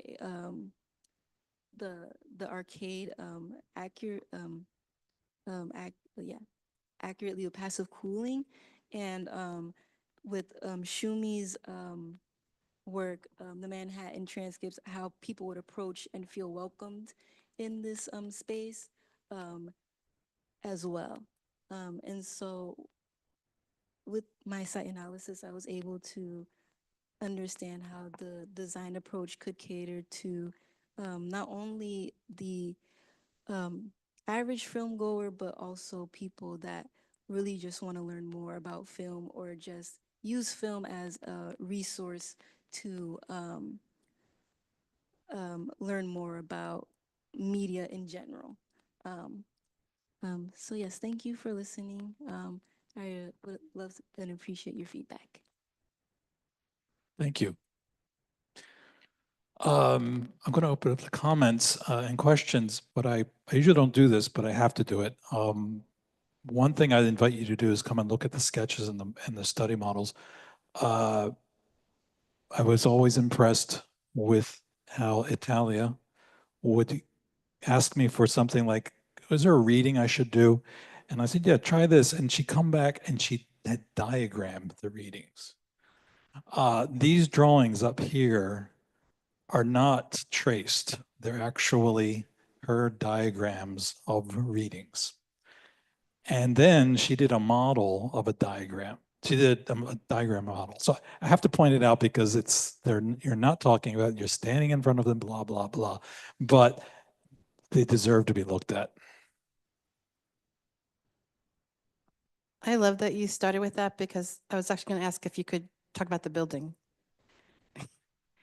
And so it's great, Eric, that you point out there's actually someone who thought about a building because you said a whole lot about a lot of things, which I have lots of questions about too. But before we get to those, could you literally walk us through the building and how we get there and what all of that means about the building? Because I think we're here for an architectural thesis, right? So, yeah, so site analysis, walk through the building. I want to know where the stairs are, the bathrooms, all these shops. I want to hear it all. Okay, yeah. So, So along this historic district, the promenade leads into this site, and so you would be entering in through as you were coming as if you were coming up from the Pacific Ocean, and touring around the historic downtown. You would come up this corridor and come through the promenade. And as you experience the promenade, you would have the local market where vendors come in. They sell their loteria, which is like the lottery tickets, and also various fruits and vegetables. And then you would come along like the concession stand and follow through until you were in this main public plaza, which you see in the in that last perspective, and that's where various activities can be held by its occupants, and film can be shown throughout the day, and you would be able to come in to this concession area either through the local market or through as you after experiencing that main entry promenade and come in through this way as well and experience like a waiting area. Yes. Oh, use a diagram. Okay. And so you would be able to come through and then be able to see the massing that is the the cinema itself. And so that would be where the main cinema would be, and then also an urban observation deck where you could look over the city as well. Would it help to use that really large image in the middle to point out where you are? Okay, yeah. So, yes, so this would be the main cinema, and then you would be able to, as maybe you're waiting for a different movie, watch over the town. Look over the urban fabric of the town and see the various people along the promenade. Or, yes, promenade?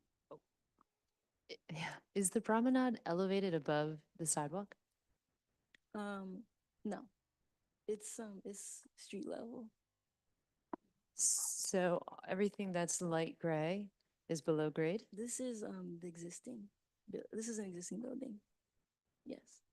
This is, it's just faded out to showcase the So what's actual- happening over here? That is that's just the part of the sidewalk. Yeah. It's transparent. Yeah. Are you keeping the existing building? Yes, this is staying. That stays? Yes. What's in it? The lower level is a bank, and the upper floor, not really known. We couldn't really get information on that when we asked the officials. I'm not talking about the top. Yes. Brown and the gray is existing and the orange. And the back. So the gray would be the service for mechanical and it's not existing. All of in that diagram is new, proposed, while this up front would be existing, is the only existing on the site.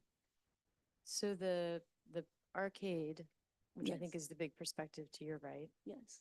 is running on the left-hand side, or as you're progressing towards the plaza, it has on the left-hand side a two-story or three-story existing building, and then on the right has a new building of 5 or 6 stories. Yes. Continue. Yeah. And so you would be able to, you're approaching this main cinema, structural cinema before you get to the outdoor cinema. And so you'll be able to enter in through this entry and to get to the cinema immediately, or you could travel throughout the site and walk into various local vendors and eat local food that is made, or other vendors that are there and experience or engage with locals.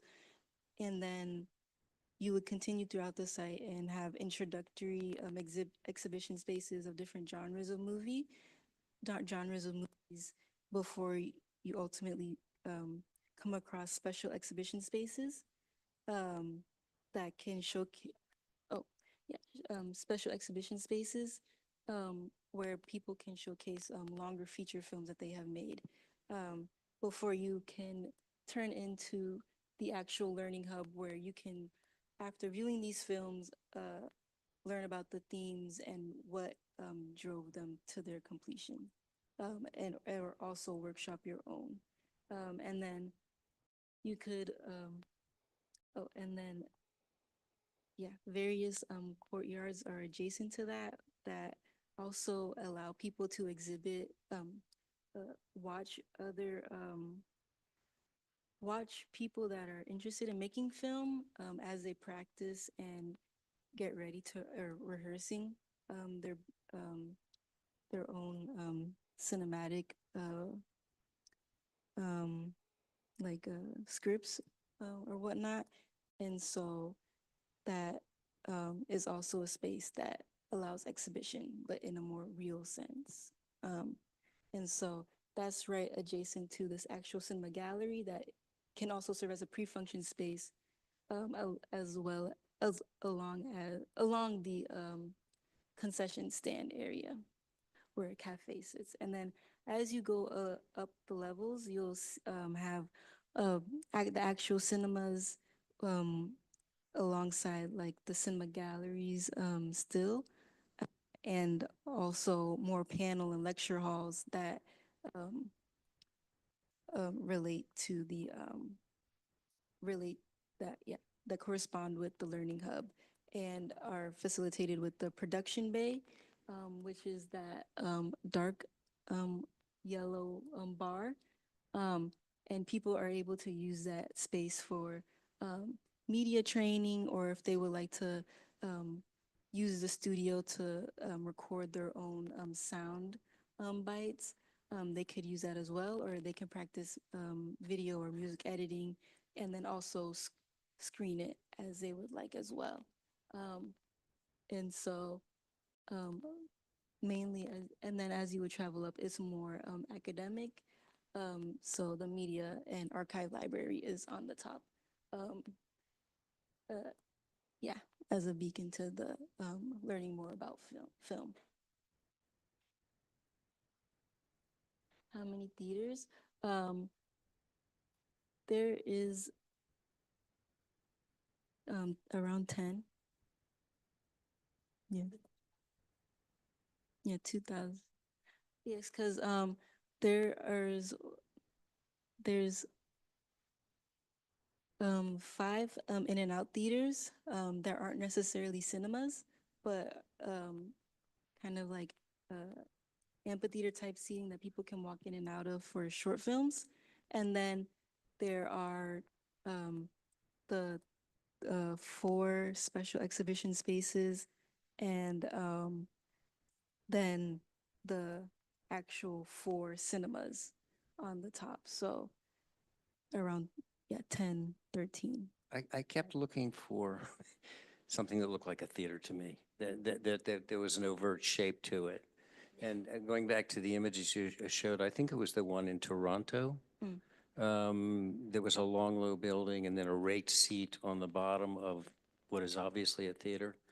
And it seems to me I would have somehow been tempted to project that shape onto the facade, because to me, this could be any number of things. The front building could certainly be an office building. And there'd be a lot of excitement to me if you showed what a kind of village you have. I had no idea there were 10 theaters. I thought there were maybe 3. I'm just looking for figural spaces, and I see 3. So I'm struggling a little bit with that. The other thing that I wish you had gone with the figure ground, you mentioned that there's a string of other theaters that have a synergy with this one. I'd like to have seen those too. I'm assuming they're on the same line, and that there's the possibility people could be going back and forth, and that's in a way how you choose the site, right? Because it's gonna foster new work there and so forth and so on. So I'd like to have seen that, which would have been 2 more theaters or something like 2. So that's my thought. I appreciate your enthusiasm for the site selection, and wanting to do a theater. But I sort of shared the confusion some of us had in trying to figure out what we're looking at. And sometimes that happens. You take a long thesis journey and you're like, well, isn't it self-evident what I already know and that everybody else should be able to tell? Because I think the jump from the figure ground to the plans, I would love to have seen an intermediate scale of site plan that helps me understand really where people are walking from. Where is that Pacific Ocean, of which I've heard so much? That's probably really lovely. So we're spending a lot of time trying to figure out a complex building. And some of those challenges are the scale that you drew it at. And some of it is also, none of us probably knows Panama. And so when you pick a site that's far away from familiarity, there's kind of a burden on helping us understand. And one of my confusions about this, and then I'm going to ask you a really obnoxious guest critic kind of question, is my hunch is that Panama is pretty brightly lit and tends to be warm and closer and closer to the equator than we are, not quite there yet. And what I'm looking at appears to be a really glassy building. Yeah. And so I'm curious about this whole idea of the experience of cinema is itself theatrical, right? The goal of going to film, and the reason somebody does it as opposed to just lying on their couch and watching it on TV, is the sense of moving through a series of thresholds that take us from the world that we're in, that is, I mean, The Wizard of Oz is the great example. The world we're in is black and white, and then we move into a space that's in color. Or we move into a hot, bright environment, and we're going into this cool, dark, completely different world. And I think part of the Mark searching for the figural space is also searching for that procession that somebody's going to experience to sort of find their way in here. And so this sort of thin membrane, the sort of glassy building, it's sort of counterintuitive for what you say the program is. So it's hard for me to, I mean, you're not really showing us a sense of darkness inside. Where's the darkness? But that's nighttime. That's outside, isn't it? Is that the courtyard that's outside at night? Yeah, that's Right. One inside. of them's daylight. Yeah. I see a sky. Yes. Is that the outdoor courtyard or is that inside? That's the outdoor main public Right. plaza. And so yes, the facade is glassy, but it is polycarbonate glass chosen to alongside the facade, so that it's more of showcasing the exhibition of people walking past and you experiencing that as if it was. But then we'd expect to see film. more of a sort of building within a building, right? That we'd see a box inside a box. That's where I was headed, because, no, I'll save my trick. The big moment in Cinema Paradiso, I never got past the title because the big moment in Cinema Paradiso is when he takes the camera, which has been projected into this interior space, and he turns it around into the plaza and he opens the film up to the public and he animates public space. I've been sitting close to this drawing, so I've been looking at it a lot. The problem for me is this progression of the big red line that gets thinner and thinner and then it runs into a volume that's very nondescript. I don't understand the relationship of public space and how you're animating a sequence of public spaces, which by the way are very sealed from the street. The planning of this is very complex. It took you a really long time to explain. I think it needs to be more straightforward. I think the plan needs to be simplified and made more clear, and then the relationship to the existing public space of the town that you're trying to animate is strengthened, right? So if one of your plazas actually had a direct connection, could be through an aperture, it doesn't have to be completely open, but somehow has a connection to the street and invites the public in.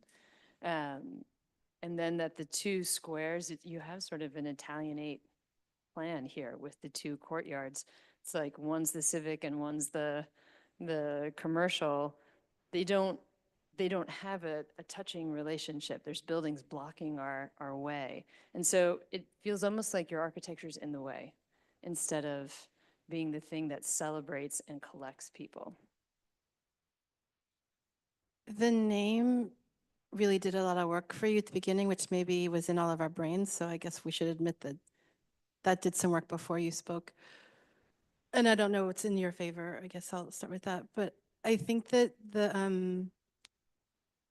it definitely is, I think, a sensation you have when you're in school that if I describe the building in all of these ways, then it is so. If I say that the space is about viewing and it is about gathering, then it is about that. And in fact, you have to work through what is the form and the collection of things that makes it about gathering, not just by labeling it.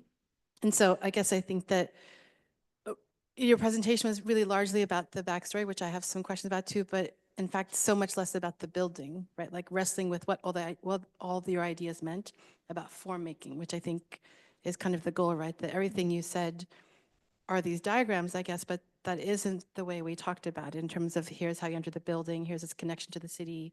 In fact, Mark's first question was the figure ground, which isn't quite a figure ground. It's kind of a plan that shows some buildings filled in black, yours curiously not, and then the other things highlight. So I guess I want to encourage that the research is incredible and you clearly have a strong passion about it. And how do those things actually mean something in the thing you're making? You know, like even some of the points to make. I think it was interesting when you talked about cinema and it's maybe kind of white perspective, but you never mentioned Bollywood or Nollywood, which I think are actually bigger than American film industry. So I think those are enormous industries outside of America that have a story. So I guess maybe be mindful of when you're describing the perspective on an industry, like clarity on like how much bigger that is. I think also, I thought it was interesting when you talked about early cinema that when you showed us cinema, talked about the profit perspective, which I think is interesting because I actually think that cinemas, if we really go back in time, are one of the first ways we came together in our cities and towns, right? So to use that point of history in terms of company and profit, to me was an interesting perspective, which negated the social gathering point of cinemas, really. And then to like the best point about Cinema Paradiso, and maybe also you can say what's, in naming that, maybe I'm hoping that movie was meaningful to you, but it's such a romantic, and I mean in the best way, description of people coming together around cinema, which I'm guessing is what drew you to this topic. But I think for maybe the summary of all this is that I really am struggling to see how all of the stuff you said and the beautiful sketches in here, what they mean in the building, and definitely so far in the way you've described the building, it's hard to see how the building is this three-dimensional version of all the things that you said. Yeah. Oh. I'm going to say something and I'm going to stand up and face you while I say it because Eric's heard me say it for 20 years. I would kill for a model of this. a good size model about like that. I think there's more magic in it than we are seeing.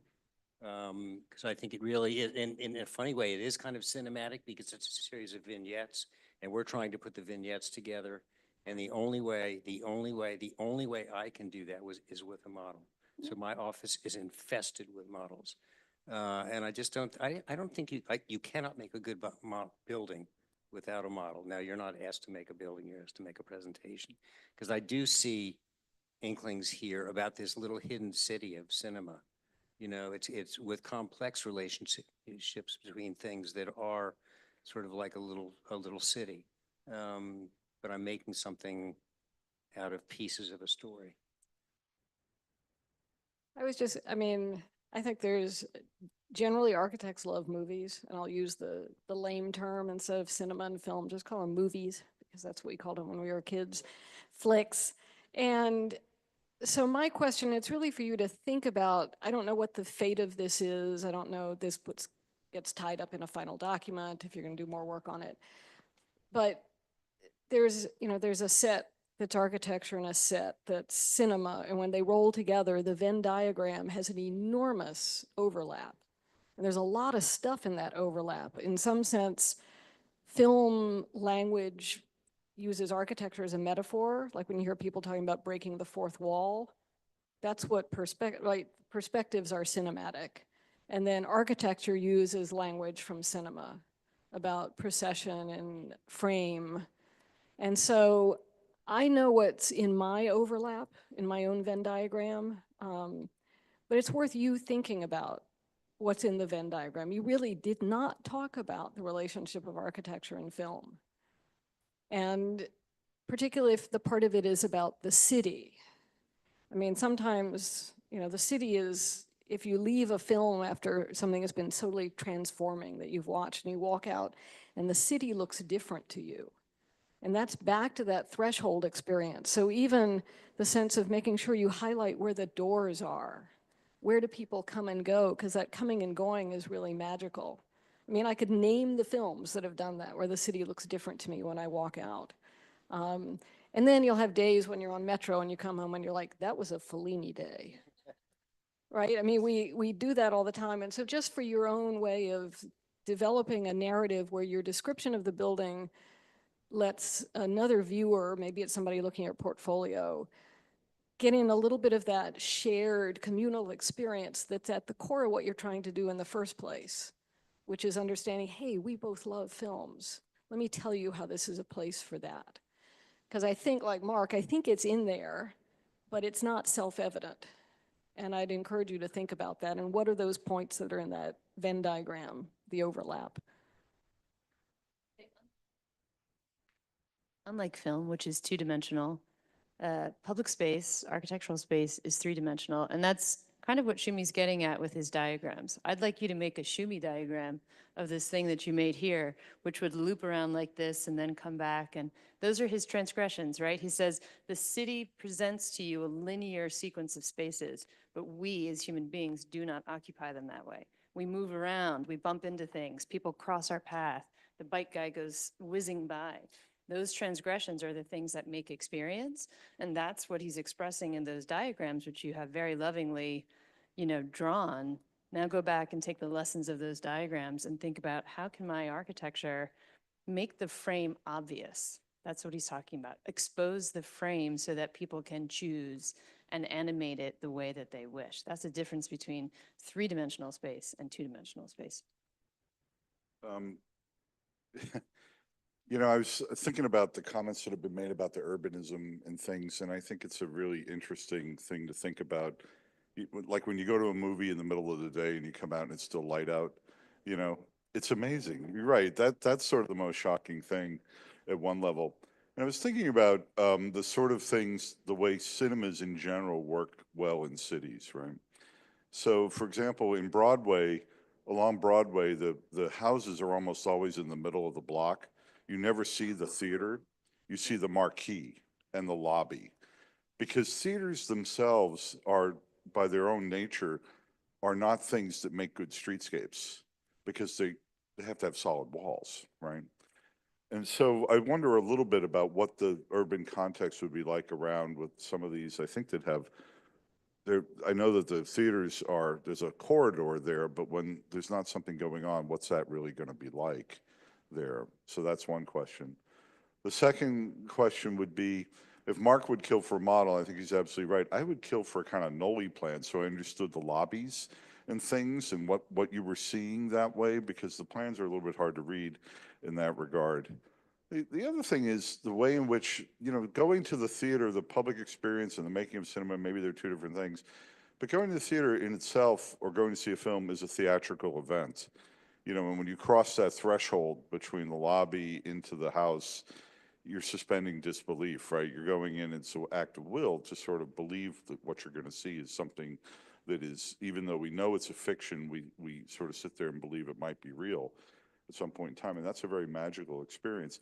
I do think the plaza could do more for you in terms of an orientation point that lets you into the building in all cases, and I can't quite see that in the you know the little plaza there carved out, which could be quite charming. Maybe having less gallery space and less lobby space around it would be better, and more restaurants and things around it that could animate that space.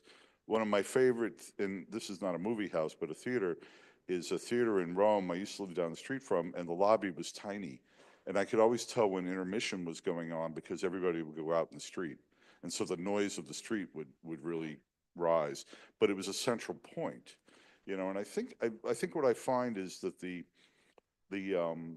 plan is very diffuse and protracted, and I don't think it would give me the intensity of that experience there. Even with multiplexes like the one in Georgetown, you know, you go in, the theaters themselves are buried down in the block, and the lobby is the thing that is a kind of gathering space. And even if you had theaters on multiple levels, I don't know that I would push them around the corners and play a kind of game of having to find them, so much as I would try to relate them to the public space of the plaza and the main vertical circulation pieces that could help orient everybody. They could be on several levels, and you could look up and you could see things. I mean, if you've ever been to the Metropolitan Opera or even the Kennedy Center, you know, when you look down and you see people walking around, it's a really fun experience there. And it is a kind of real life version of what you're going to experience once you go in the house itself. So it makes me wonder a little bit about those things. The courtyard, you know, I might have thought maybe some of the reverse might be true, that you would take the theaters and put them in the darker spots deep in the block rather than out on the street, because they're by nature not good things to have on the ends of the street urbanistically. You know, they behave a certain way. I think it's, I think that the episodic quality of the experiences you described might be quite wonderful. And I think the plaza with the projection and things like that would be a really wonderful gift to the city, you know, in certain ways. So there's obviously moments here which I think are really well thought out, and you really understand how you would experience them. I guess the thing for me is that I still find that to be buried in your description rather than something I can evidentially see in the exhibits, you know. For another representation of it. And I was sitting here thinking two thoughts. One, what could have been really interesting, and to Susan's point, which is important for everyone to think about, this can live on, right? You could change this in your portfolio. So this doesn't have to be the end of it. But one could have been a kind of series of drawings of your project during the day at different times.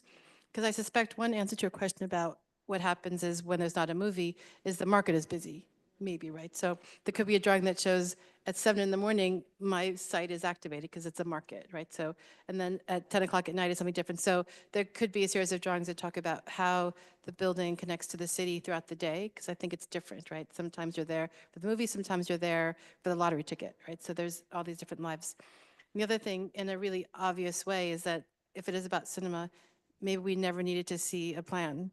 Could it not have just been 60 images of walking us through it, right? So, exactly. So, you know,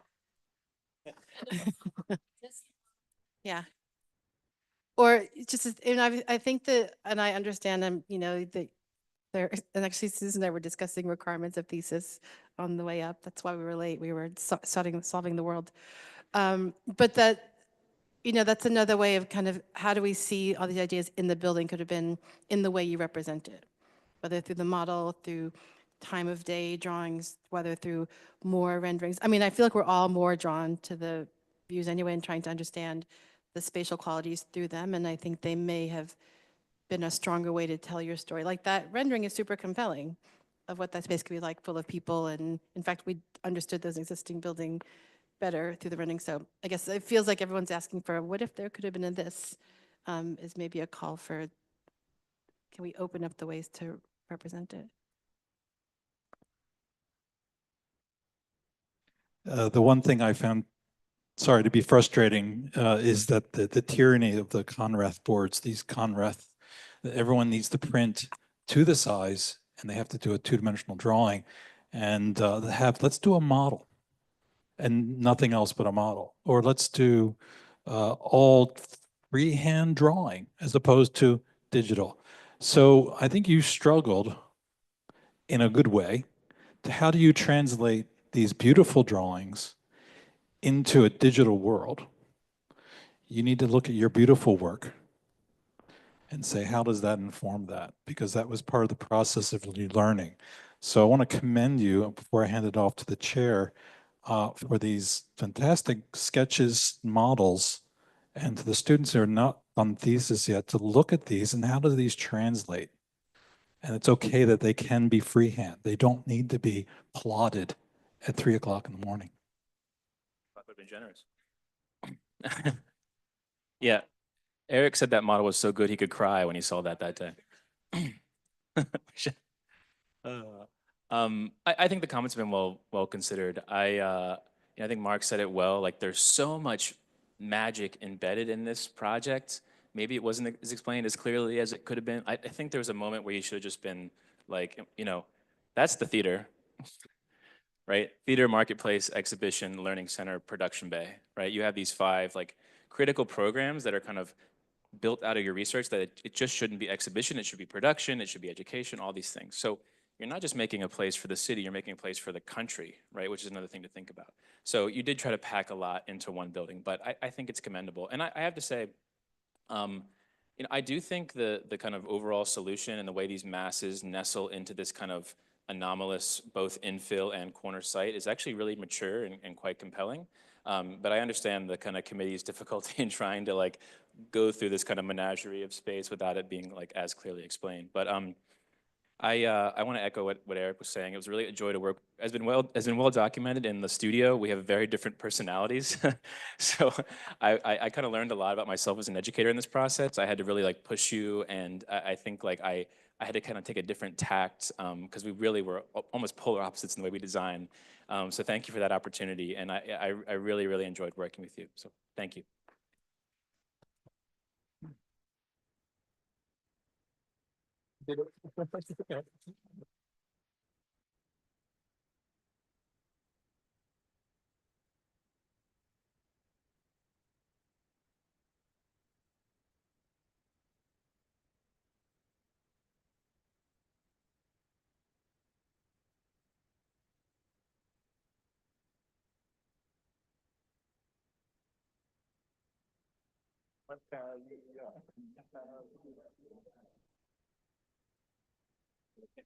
There's going to be some rotations. Could I get, we need help, okay?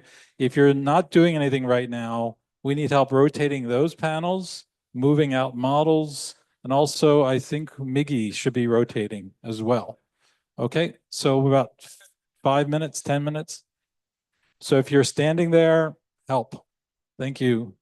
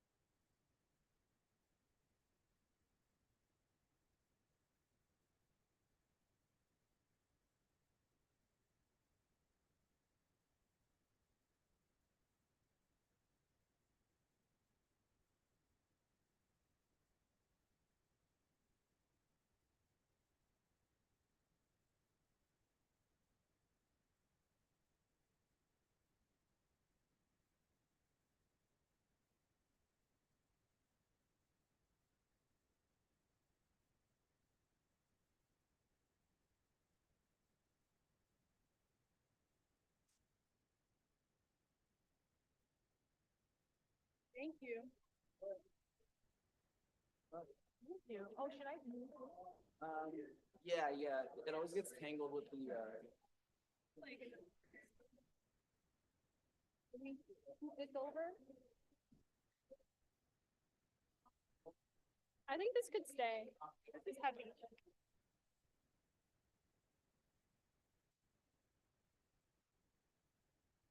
It could be like right behind. Yeah. Just remember it's there. Yeah, I don't want to like back into it. Yeah. Okay. You don't want to fall in that.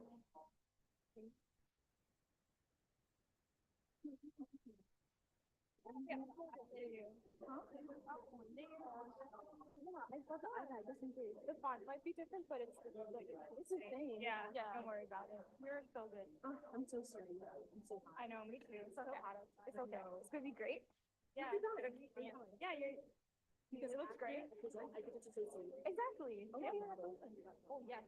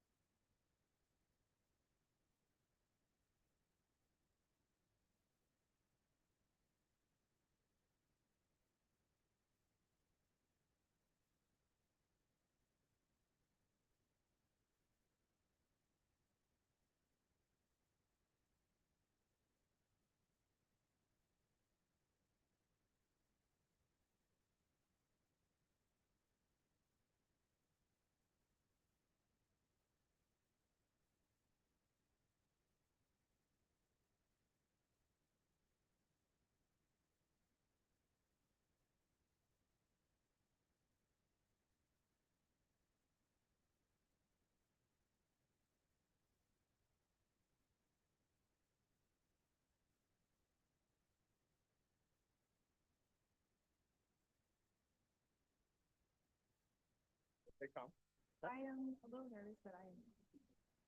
Yeah, just breathe deeply if you feel like that you stop. Okay. Sorry. Do that.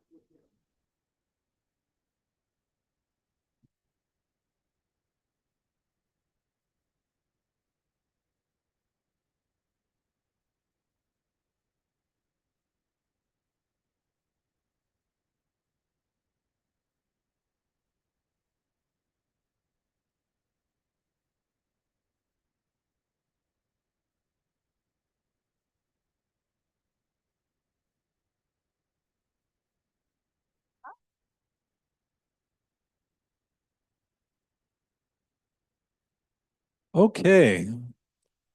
First of all, thank you everyone for helping out with the rotations. The ballet.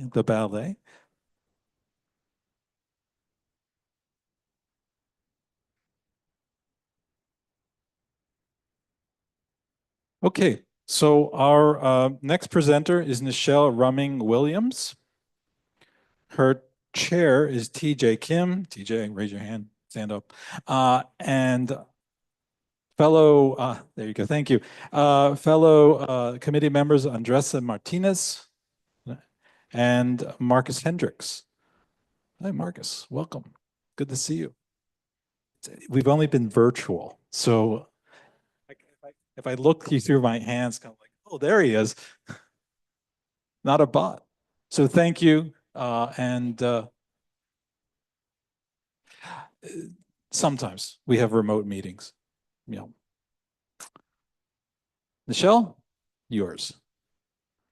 Thank you. My name is Nichelle Raming, and my thesis project is called Unearth, Resilient Communities for the Unhoused in Las Vegas. So this project is exploring a housing first strategy that is using design to include a systematic approach for these individuals to exit homelessness and re-enter society.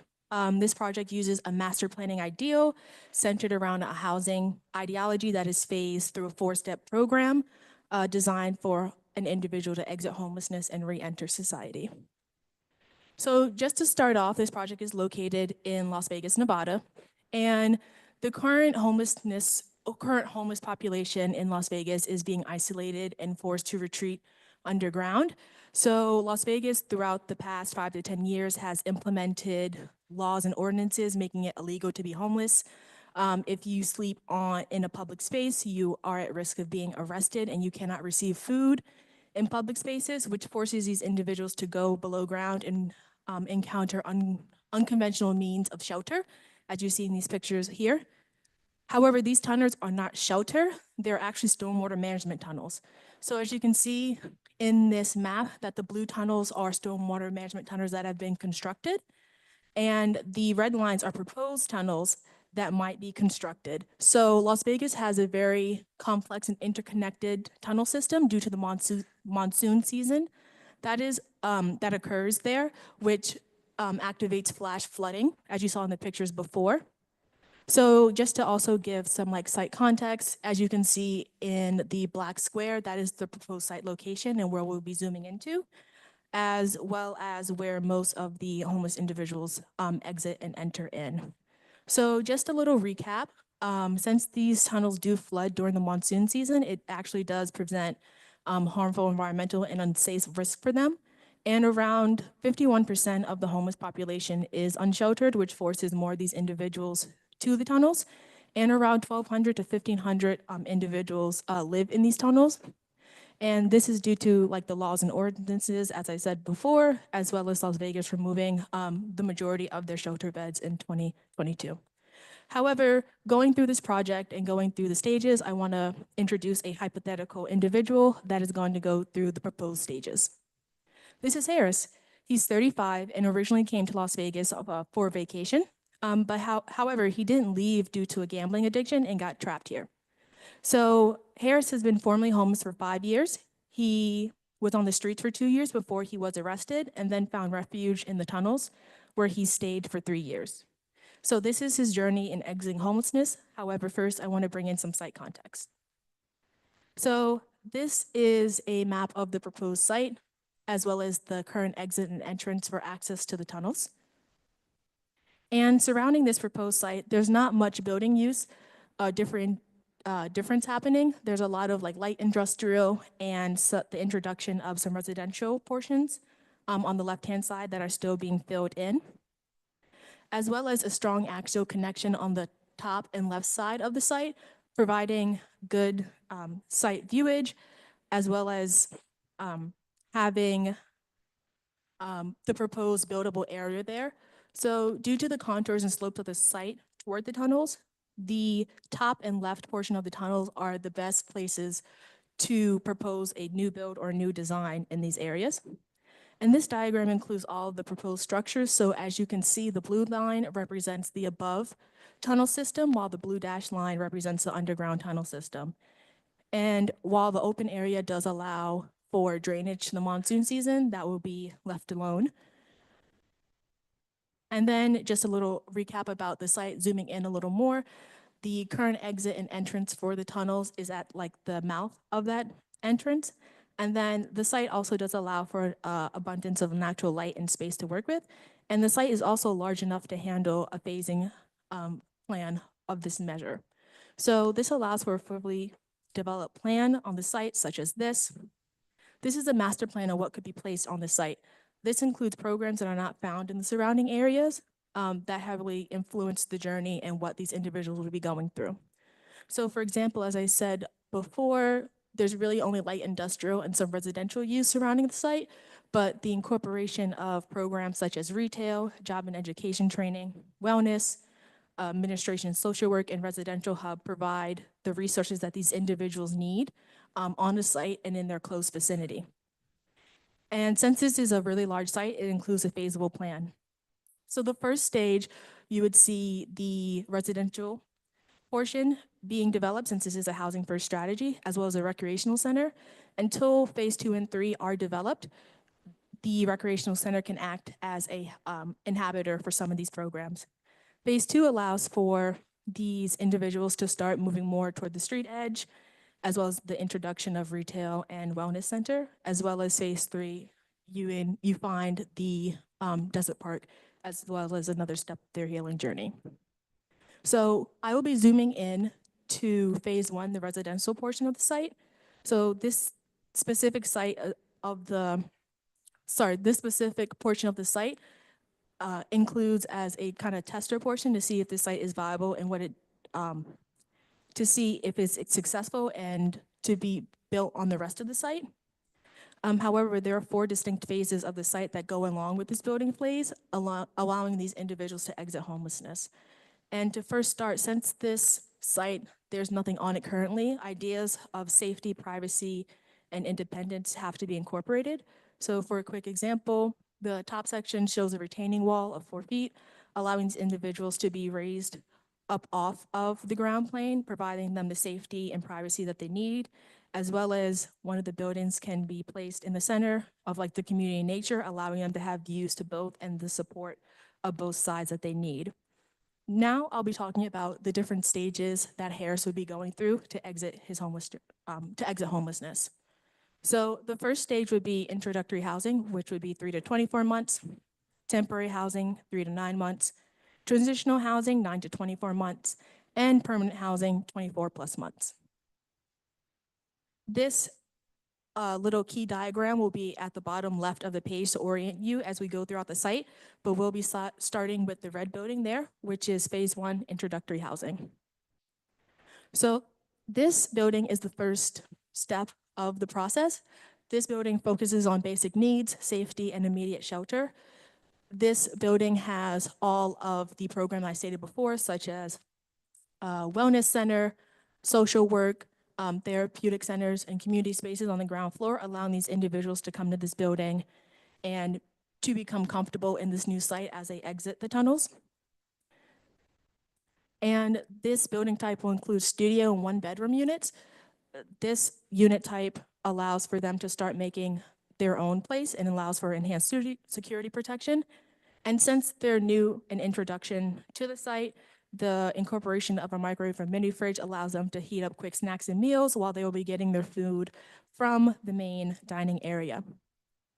So as we look to the site, Harris's schedule would probably involve him going to the phase 1 building and then going to get food, maybe going to an individual group therapy meeting, going to like maybe a structured therapy session, and then going to a community group activity in the courtyard. And as you can see, what the phase 1 building is in the background, while phase 4 building, as we'll get to, is on the left-hand side.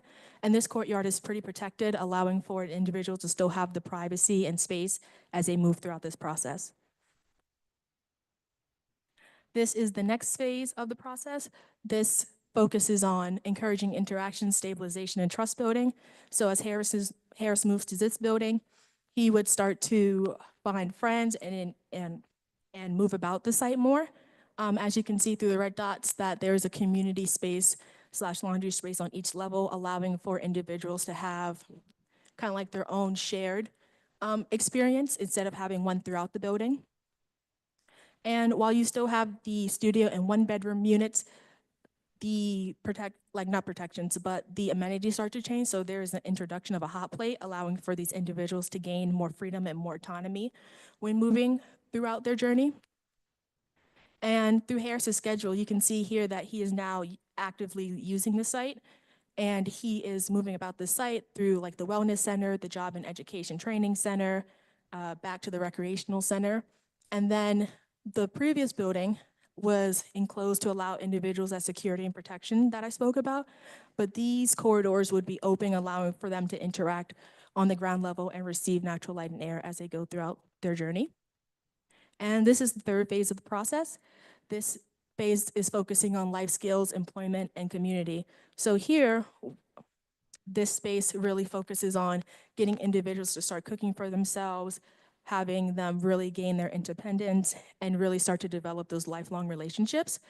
And the introduction of a 2-bedroom unit is important because that's the introduction of starting to use some of these key skills that they're learning into practice.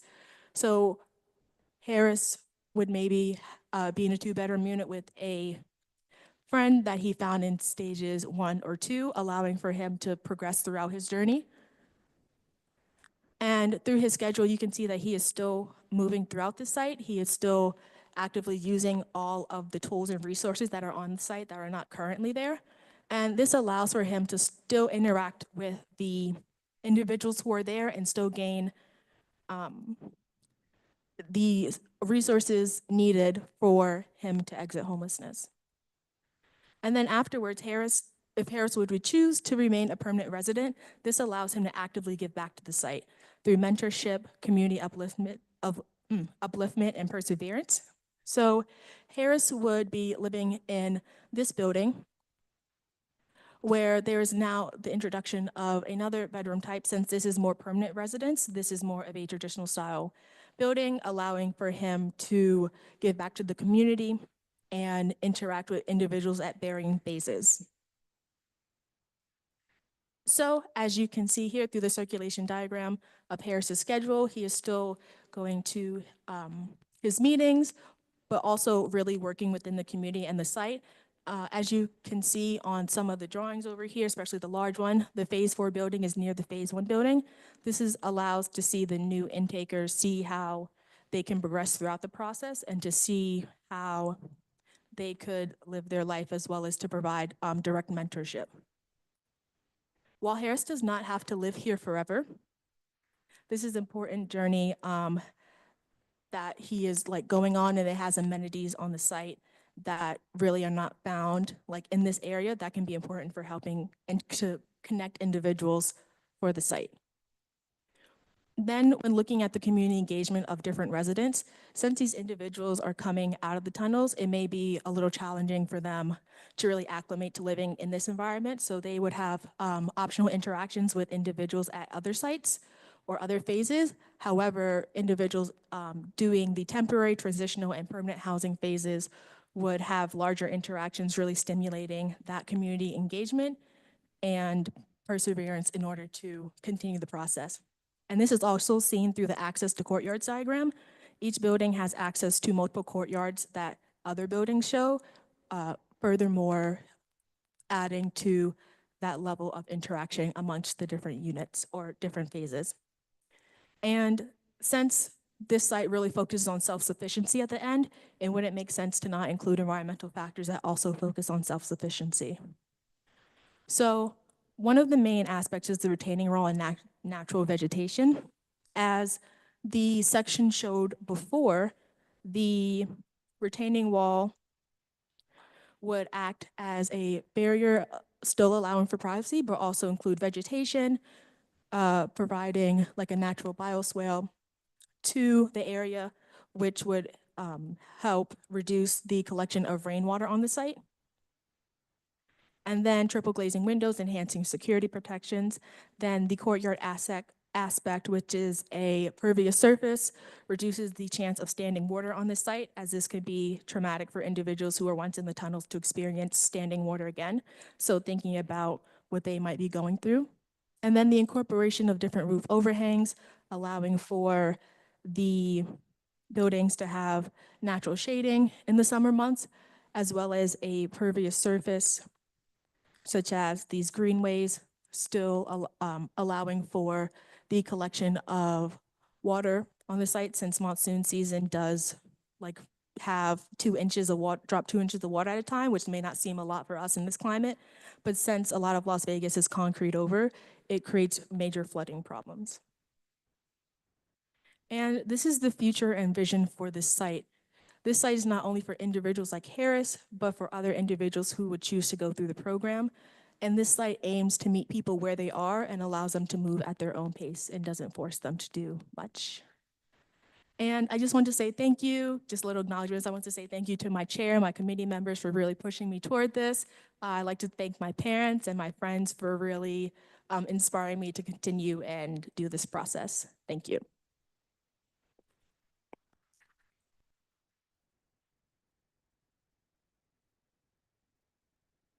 Okay. I just want to mention one thing. Thank you for coming today, because you're about to get married. He has to leave early for a rehearsal party. Yay!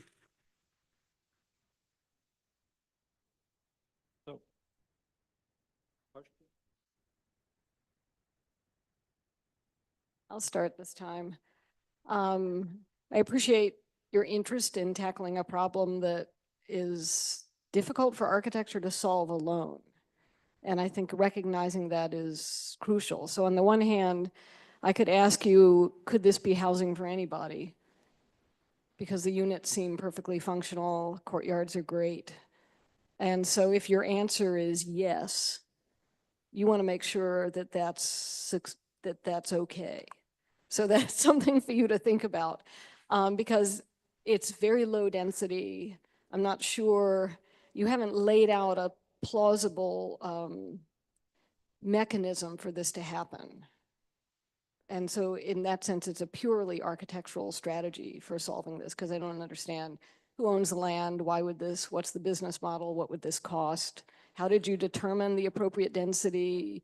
How did you determine the mix of units? So there's some of those questions, but if I just look at it as a community of people who might live together of different incomes and different levels, then I'd have very different comments about it. But my real question has to do with this drawing, because you talked about the triple glazing windows, which might sound like I'm jumping to a specific detail, but you talked about it relative to security, which is a curious use of that technology, which is a very high performing window, kind of passive house standard, but you didn't talk at all about the building envelope and about sort of the climate you're in. And I'm looking at all these roofs. You talked about the overhangs, but then the buildings that are in the foreground don't have them. And I'm curious if you thought about, and it's of course not too late, it's never too late, if you thought about additional strategies for making this a more high-performing building. I mean, the discussion of resilience, of climate change, of rising sea levels is sort of a consistent thread in discussions today, right, about thesis projects, and the degree to which we try to solve part of it, pervious paving, solving the water problem, but that we're building in a way that we're continuing to contribute to the problem that then we have to solve. And so I'm looking at your roofs, to me, are not doing enough work. Like everybody's roof now has to do more work. In Las Vegas, of all places, is probably an unavoidable solar collector. And so I'm curious if you thought about it, and if you haven't, then it's never too late. Say yes. Well, and I see it in plan moves. I think solving issues of heat gain, well, societal issues, but like environmental issues, you know, you have a corridor here. This is a direct southwest facing elevation. The corridor's over here instead of shading the unit, right? So you have less heat gain in the unit. There are a lot of curious moves, I think, in terms of the architectural expression given this climate. I also think this reliance on a corridor seems strange in this climate and for this population. And I wondered, what precedents did you look at? There was one precedent in California, I can't remember the name, that uses shipping containers as a form of affordable housing for homeless individuals. And there they used a single corridor length to allow these individuals access directly to their unit, which I thought was a good idea, because thinking about the tunnel and the darkness and the stillness, creating a kind of like a double loaded corridor may create, I don't know, some flashbacks or trauma from these individuals. So having it exposed to like the natural light can help alleviate that problem. But why have corridor dependent housing at all?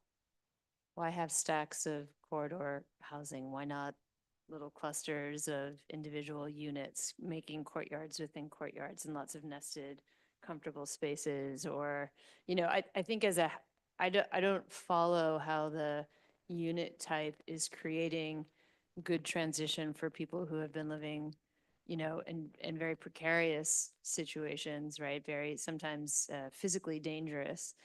I would have a hard time transitioning, I think, into that kind of housing. I think I'd be like, ah, and I'd go outside and I probably wouldn't come back in. So I think you need to think about, you know, what are the aspects of shelter that give comfort and that bring a sense of physical security. And I think you would want to start there with your housing type, less about food preparation and those kinds of things, and more about like, how can I shelter somebody in a way that allows them to find their place? And then having found a place and having gotten used to being inside shelter, how can then I facilitate their relationship with one or two or a few people? And then once they've established those relationships, you've said it a lot, but I don't see it in your unit types or the housing types themselves.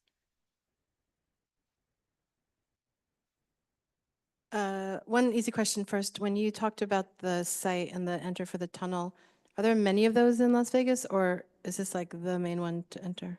This is one of the main ones, as if you watch some documentaries or read some articles, like the Tropicana detention basin, which is like kind of what this is, like that's one of the main entrance tunnels, but this is like a really large interconnected system where you could like go through this tunnel and appear like on the Las Vegas Strip or appear somewhere north. So individuals who really know these tunnels can navigate them really well. And that's a key point. So I guess another thing maybe you can say more about because I think a few things still on the boards that maybe answer some questions. There are already nods to different kinds of architectures in the renderings, and so the envelopes don't all look the same. And I wonder if you could say about that, because I wonder if embedded in that are some of these ideas that these are 4 different models of housing, and you're talking about the 4 different things people need, but the architecture looks different. So maybe you can say more about why does the one on with the triple glazing have large windows and it looks like some kind of brown cladding, and then another one has strip windows. So maybe some more about what's driving the architecture for the different buildings. Sure. So as you can see here, this includes like a stage 1 and stage 4 courtyard. The stage 1 and stage 4 are fully enclosed, allowing for individuals to have that security and protection that they need, while stages 2 and 3 are more open as you're trying to facilitate movement. Sorry.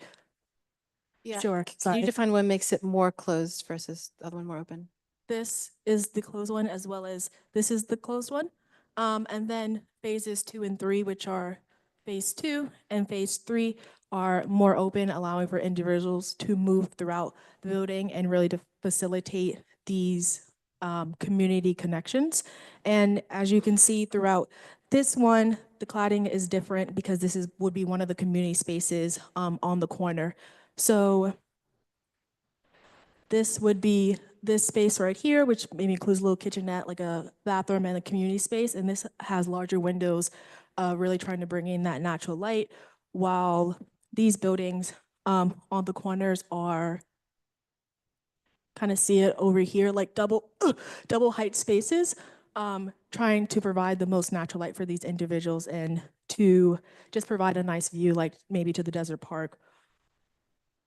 Can you see, and for me, when I look at these plans, they look really similar. So I'm not super clear right now. When you say more open, all the plans have spaces on one side and then the corridor and then entrance to it. So maybe you can say more about what is more open about the other ones that's not in that one. Sure. So phase 1 and 4 actually are enclosed buildings. So going like back to this one, like this is kind of like a curtain wall glass system that you need to like enter through kind of like a door here. So the entrance would be here, here, and those areas, while the really kind of like garden style apartments that Which you is can 3 and see, 4, I guess, right? Oh, no, yeah, which is like 2 2 and 3. 2 and 3, Yeah. where you'll have like little like openings, allowing you to move freely throughout the site. Trying to see, oh, kind of like here, move freely throughout the site. Got it. Yes. Open hallway versus a closed corridor. Yes. That's hugely different than as I'm saying, but now I understand the point about, yeah.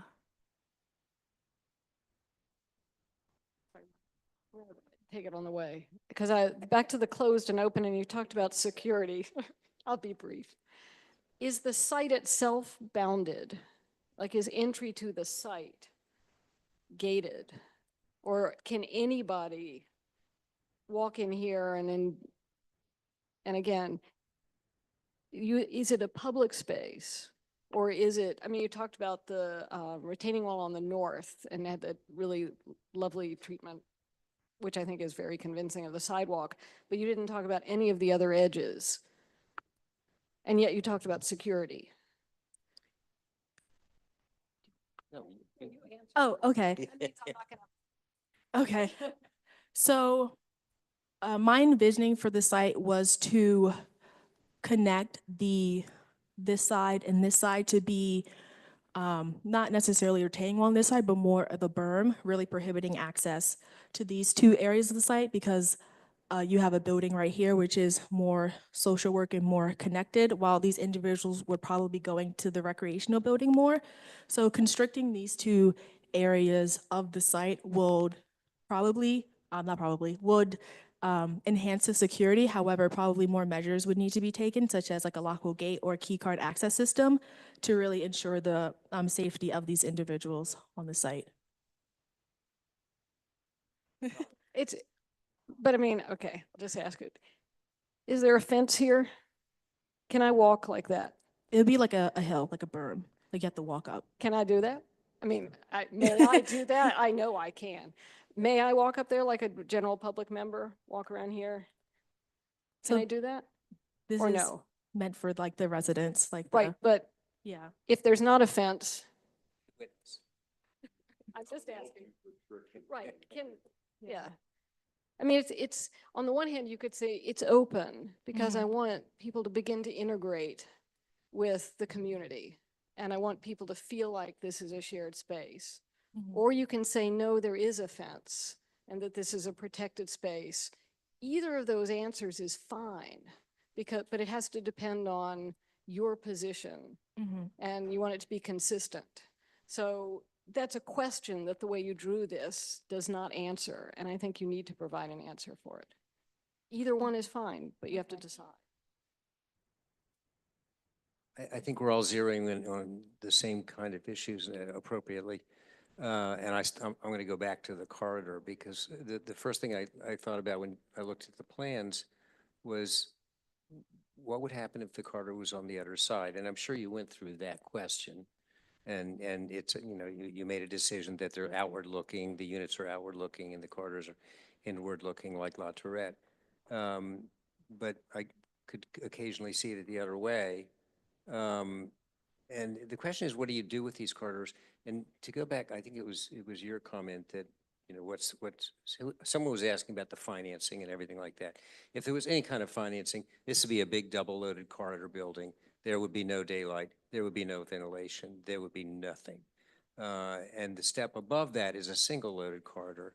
And in this climate, I think it makes sense, and I think the work of Michael Maltzin and Lorcan O'Herlihy in Los Angeles is an exemplar of that. And at least O'Herlihy talks about the social life that occurs in the single-loaded corridor, and he's not doing it in this kind of housing. He's doing it in market housing in Los Angeles, and he's saying, people are meeting there. It's a different kind of vibe in this kind of climate. And it reminds me, going back to the 60s and 70s, when British brutalist housing was attempting to do something called streets in the air. And it was a very provocative and evocative phrase. I don't know that it ever really happened, but what happens when the corridor becomes part of the social situation of the ensemble? And I think the fact that you've dealt with it, there's different degrees of closure on that, is very sensitive to those kinds of needs. I have two other things. I don't know what the plan of the middle building is. Is that a roof plan, or is that? It looks like a basketball court. That is the central food hall for these Oh, individuals on so the I'm site. looking at kitchens and things like that. Yes. Okay, I probably wouldn't cast the shadow that way, right? Or down at the plan level.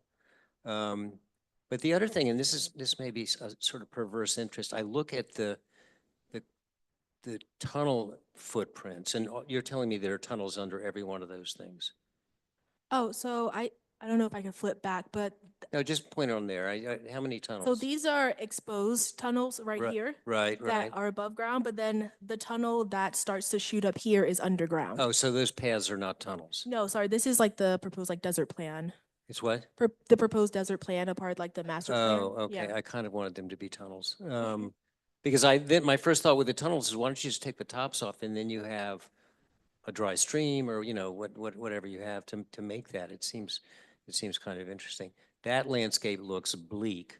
It looks better here. I mean, I don't want anything in this complex looking at it that seems more credible. Yeah, hard to kind of cozy up to. I wish that you had looked at some desert housing typologies, because in this climate, if you make shade, and there's a lot of wind in Las Vegas, if you make shade and you make a kind of perforated, low scale development that allows air to move through, it can be very pleasant. I look at your buildings and I think they're like 100% reliant on mechanical heating, or sorry, mechanical cooling.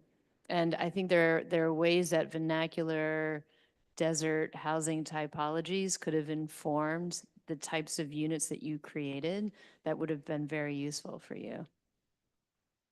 Those two sections are screaming for a diagram about like how the air could move from the corridor through.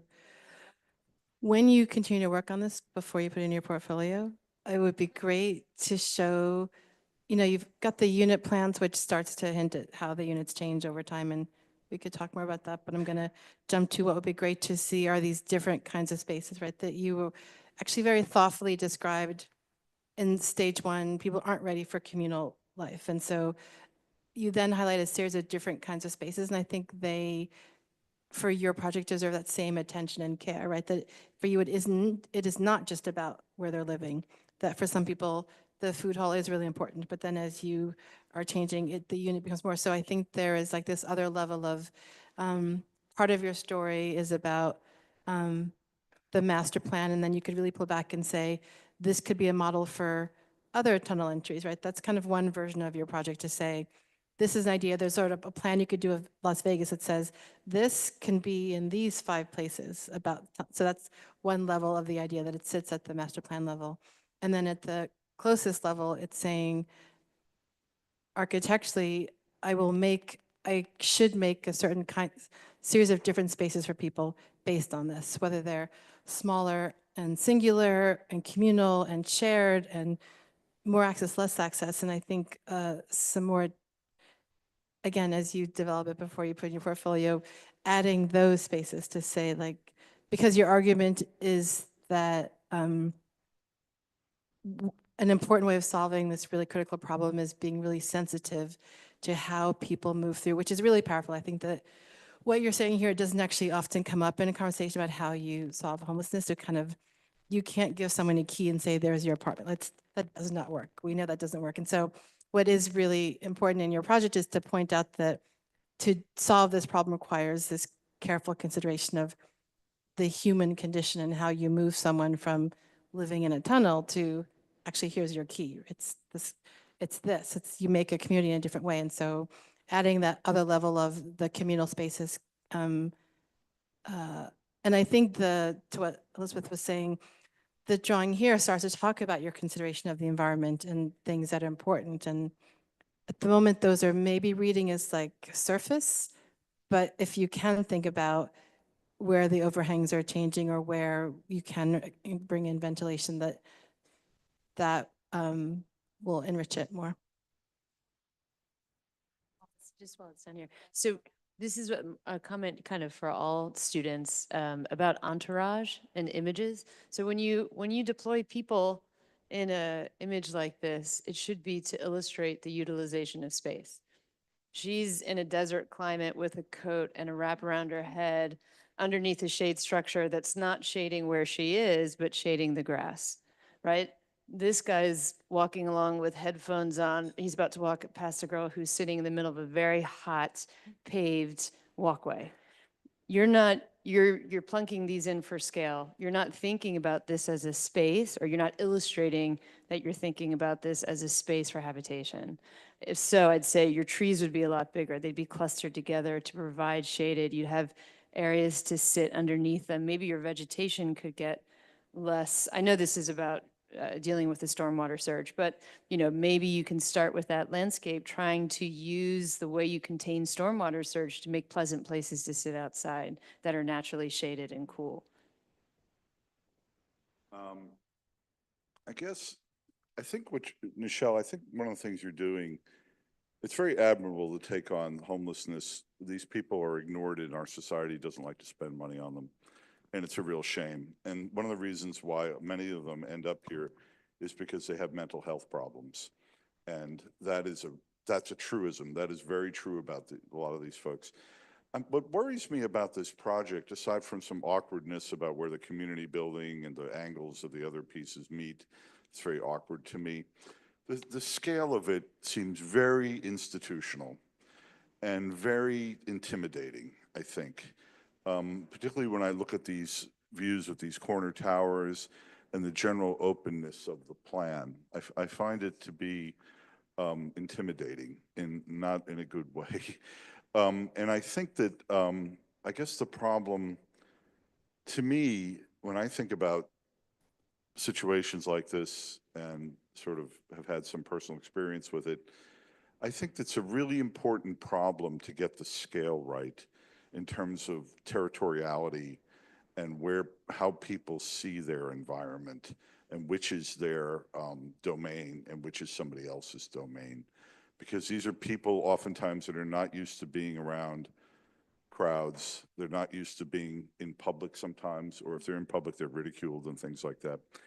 And I think that the general size of all of this, I think, doesn't break the scale down enough for me to be able to build a sense of place and domain that takes anxiety levels down for these people, So I think I would, maybe it's a different project, but this is a sort of large complex that's where all the homeless people are in Vegas, might be something different as a kind of building typology that sits in a lot of different neighborhoods and can address it in a lot of different places. And then you would have to think, I know some of these kind of transitional things have actually places like lobbies where people get used to interacting with each other that they come and go through that are nice places to hang out. They have apartments for the caretakers sometimes who are living there to make sure everybody's okay, that they're not preying on each other and stuff. And I would look for things like that rather than trying, I get the impression here what you're trying to do is solve all of the homeless problems in Las Vegas in one place. But in actual fact, I think a decentralized sort of thing where tweaks and changes to a building's program and how it's organized and the kind of things you find in it and the kind of familiarity both of outdoor space and indoor space that the building builds upon is something that introduces a way of living that is not this large complex that they have to get used to. And you can label things, different kinds of housing and stuff, but I think the point that was made earlier about the territoriality and the fences and things like that, you know, everybody can go everywhere here, right? And I think that's intimidating. And I think when you think about some of these people, they need to have a place that they feel is their corner of the earth and their corner of the world. And I fear that this sort of just would exacerbate the sort of idea that we need to institutionalize these people in a way. And I think that's kind of unfair to them. Some of them will make it back into society, some of them will not. And I think the sort of scale issues that can help them sort of normalize their life are very difficult to address in something that's such a big thing, you know? Two last comments, Dr. Hendricks and TJ. I really just want to keep it brief and say, you know, Nichelle, I'm just incredibly grateful to have been a part of this process and to witness this incredible undertaking. I think we can all agree that this is a super dynamic project that is multifaceted, multidisciplinary, and the challenge that involves, especially as someone, you know, wearing two caps of an architect or planner, moving beyond individual structures and renderings to thinking about the broader site and community and integration.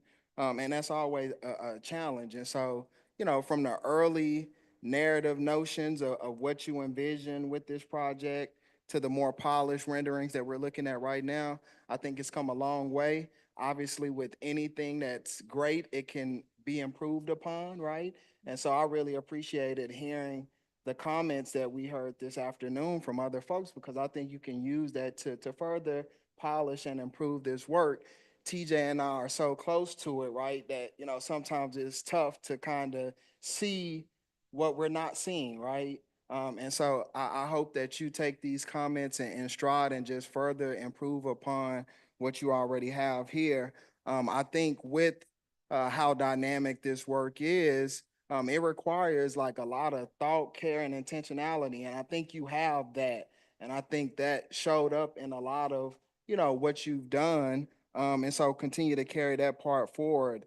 I think that when you reflect on this moment and this thesis, it'll be one singular building block, no pun intended, that'll just sort of continue to sort of evolve and develop as you contribute to your portfolio and throughout your career, which I anticipate to be a wonderful career. And so kudos to you for this. And again, really just grateful to have been a part of it.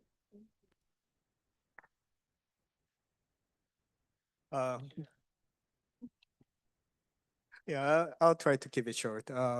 Thanks for bringing this global problem to us, and then like try to figure out how to get to the solution. That, as someone in the jury told you, that we may not solve it as architects, but we need to work with other people in the society to get to the resolution, potential resolution that we'll see.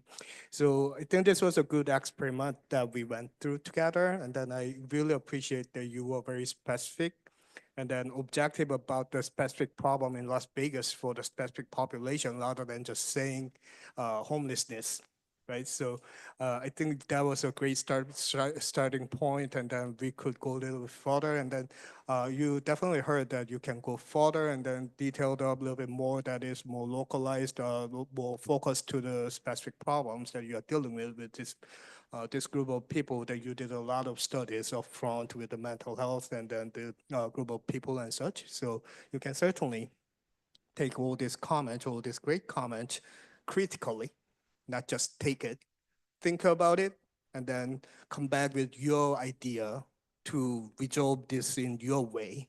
I think that will be very important. And this is a good way to start with the problem to get to the project, right? I would love to ask you two things to do after this, if you have time.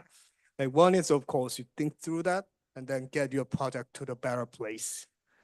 So you can have that feeling of the fulfillment with your thesis. Two is that now we are on the other side of the project from the initial problem that you defined. I hope you have an opportunity for yourself to now walk back, tie the process back together to the initial problem so you can define this purpose of your project. And I'm asking this because when you get into the practice, a lot of times we get the project and then we execute it and that gets built. And that is the place where we burn out a lot because we don't define our purpose in the society. And I think that is a good habit that you have in place, that every time you do project, you define your purpose, you define your meaning of the project that you did, and you make yourself meaningful in the society. So making this occupation, this job that you have part of your life rather than make it evilized and try to balance it out between the work and life. So I think if we invest so much into this, I think this has to be part of our life. So please have that opportunity. And I appreciate a lot having me part of this process. And then as you've been sweating, I've been sweating a lot while I was sitting here. So yeah, sure. And just one last thing to share. I think we can all agree also that with very sort of complex and wicked problems like this, there's usually not a right or a wrong answer, right? There's a rationale, and just encourage you to sort of, you know, lean into sort of the rationale of why you made specific choices, because we can all debate on sort of what could have been or should have been, but you had a rationale or have a rationale for why you made certain choices. And again, just sort of be confident in whatever that rationale, but also be open to other suggestions about how that rationale can evolve.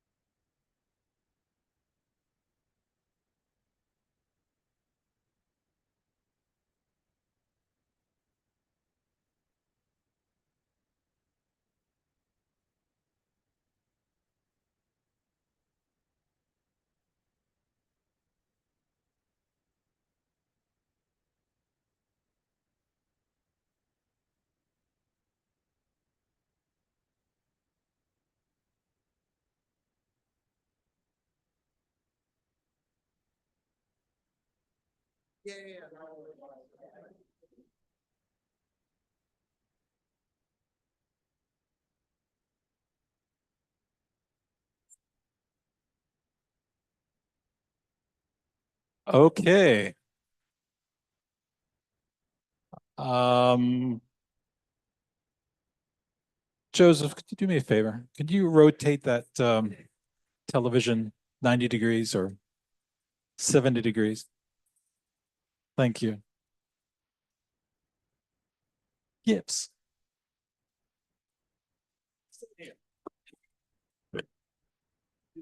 That's what, hang on, I want to move the podium down a little so it's not in front of this stuff. Just a tiny bit. No, you're right. Look, that's perfect.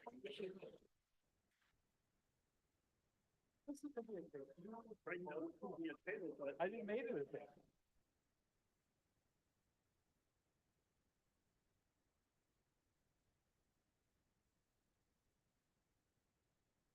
All right. So the last thesis presentation of the academic year. Yay. Just a reminder of the faculty, we have a meeting almost immediately after this to vote on best prize, thesis prize. Yeah, so Julio, Migi, all is yours. Hello, hi everyone. Thank you all for coming here and here live and also the ones online. My name is Miggy Alombro. Before I even start, I just wanted to mention that this is My entire thesis is dedicated to the families and parishioners who had recently lost their shrine.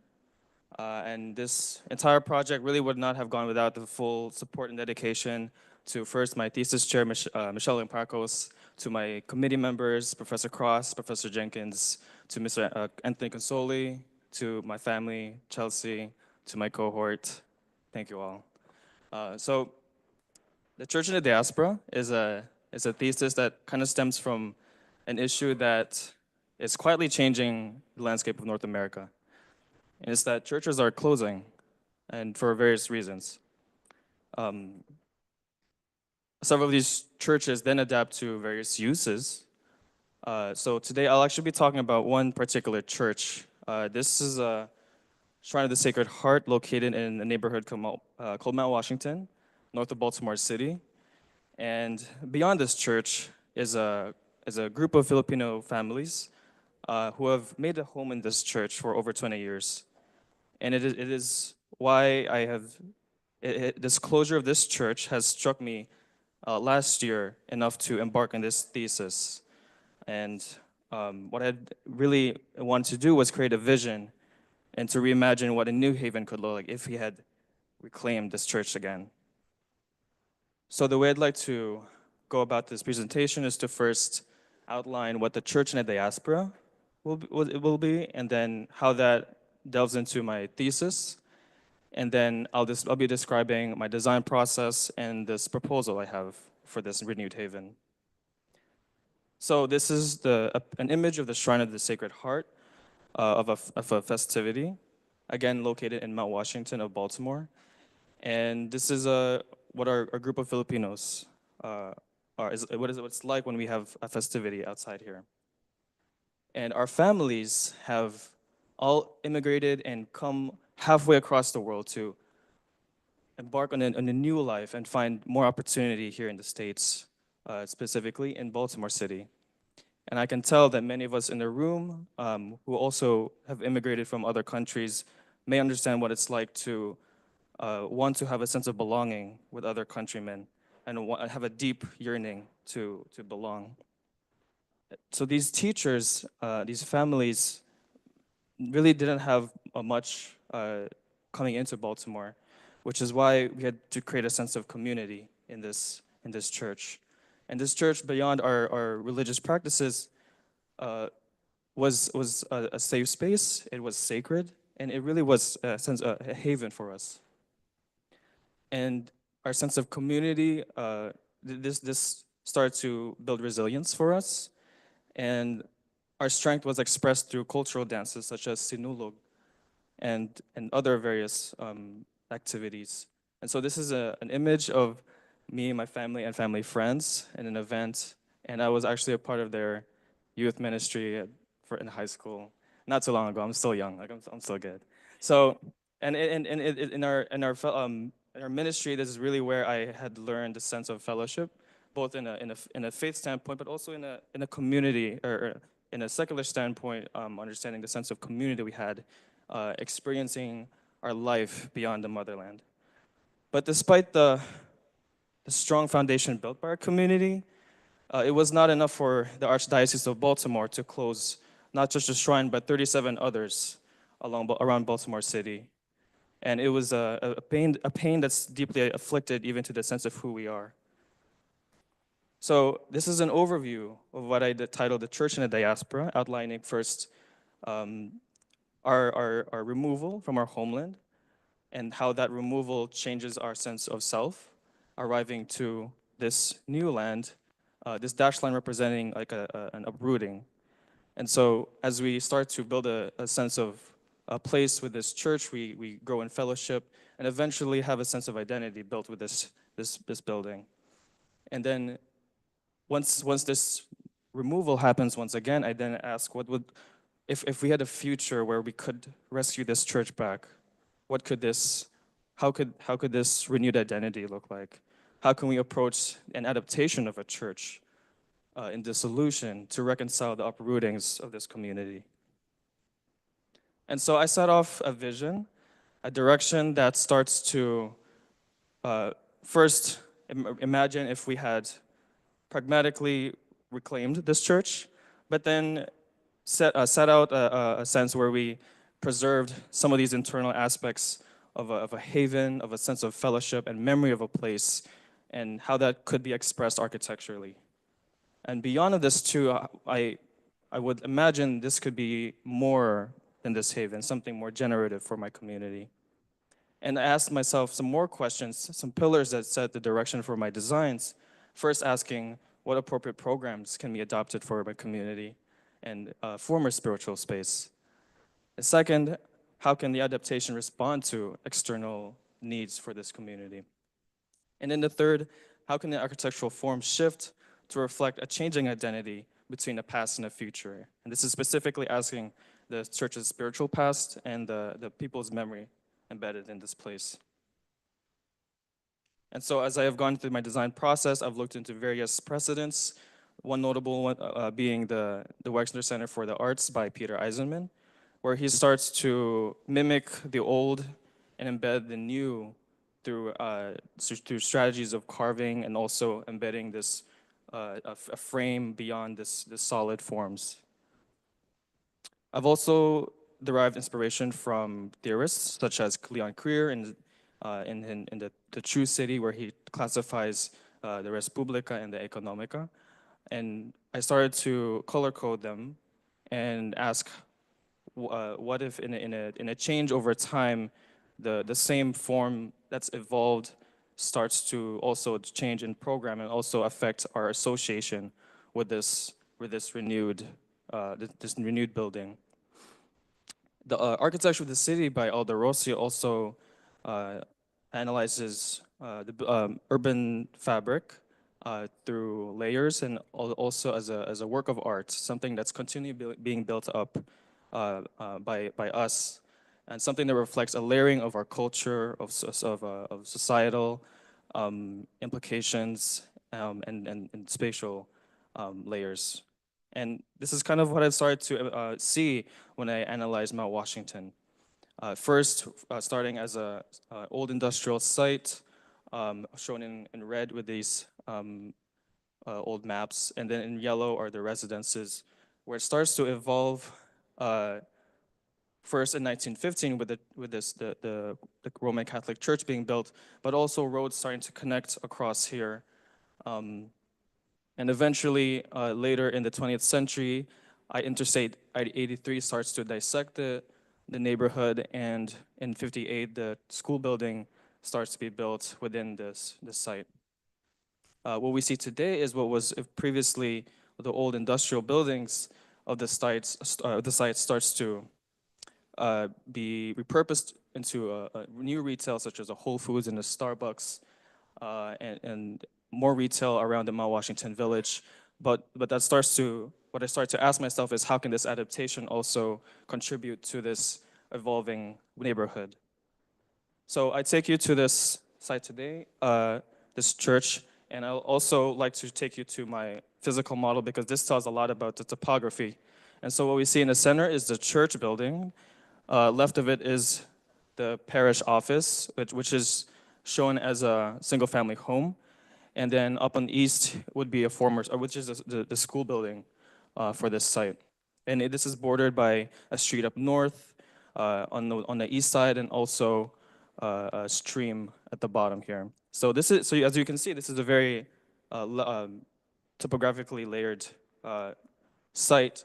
And it is there that I started to first look at rethink how this could be programmed. First, by kind of proposing this previous parish office to be the renewed church ministry for our Filipino community. Then the church building, I reimagined this to be this renewed community center. The former school building can then become new housing and retail on the ground floor. And this is derived from its relationship to the uses in site, where adjacent to the school building is the fabric of commercial and retail centers, and kind of this entire site acting as a cusp from the residences that kind of converges into this retail center.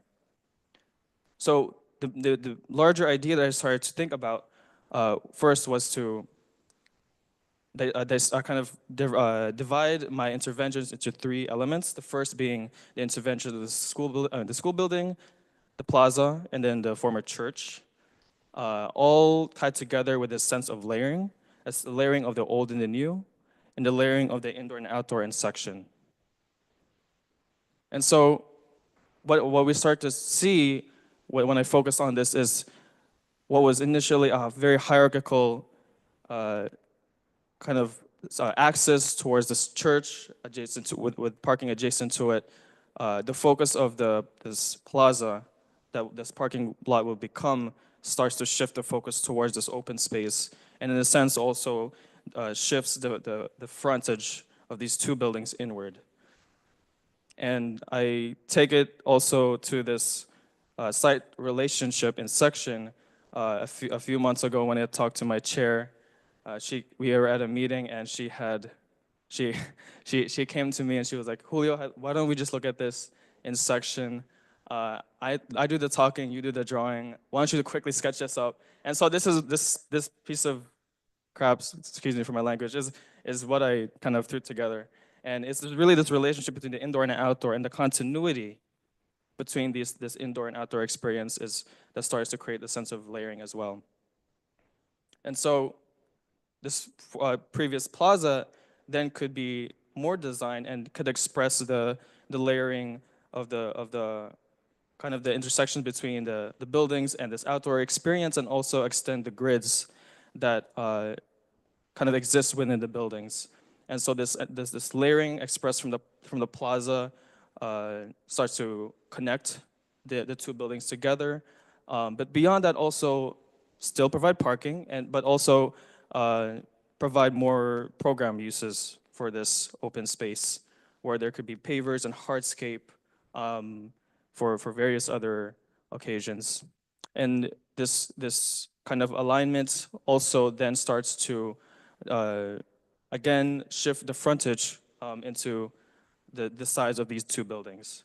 And so I'll be talking about first the former church, which only consists of two strategies. The first with the addition of a loggia on the ground floor that connects to the plaza, and then the removal of the vestibule on the main floor in replace of a grand stair. So you'd essentially kind of have to start over on this side to have a main entry up, arriving to the tower. And this also kind of reflects, this is also like a side stair in the rear, kind of facing this direction with this addition of this stair. And in some ways, abstractly, this also starts to reshift our sense of identity with this church, understanding that this is, or acknowledging that this is no longer a church, but still expressing the old parts of the church.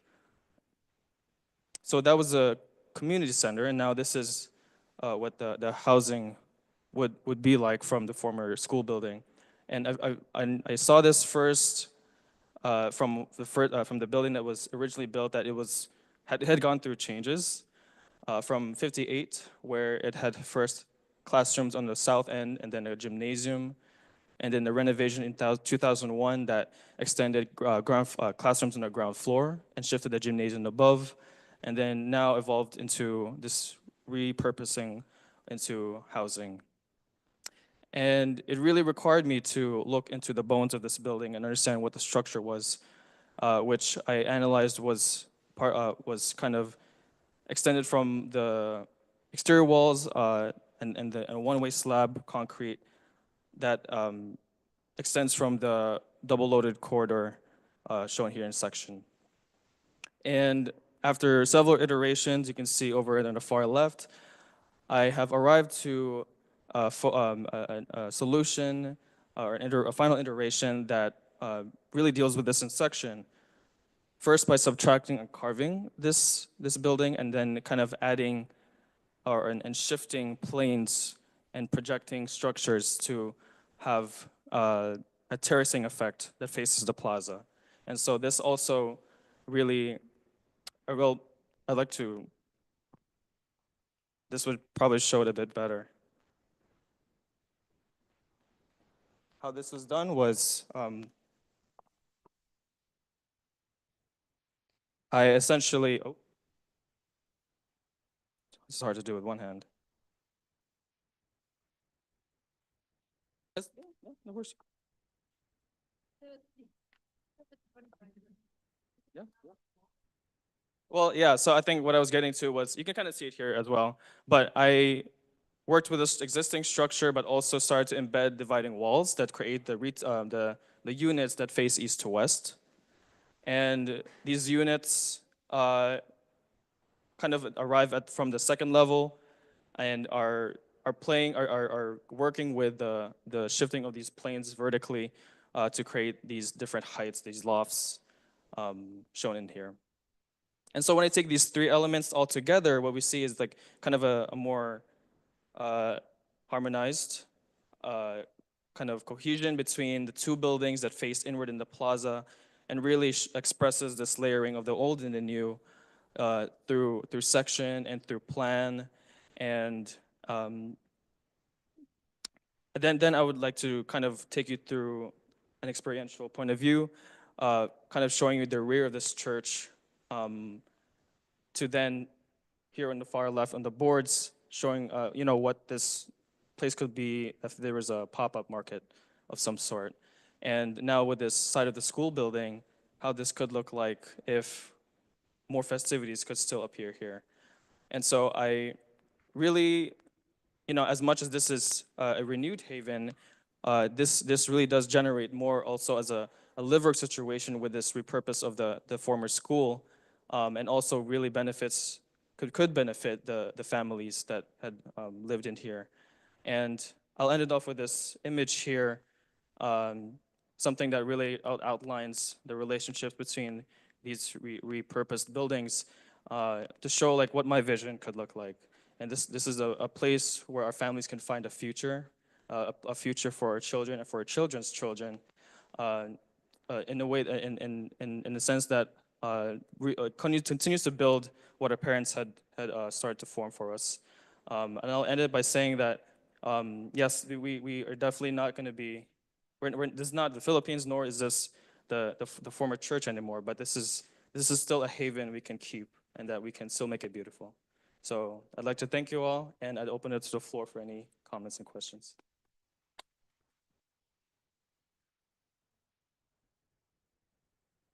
Okay. Our first contestant.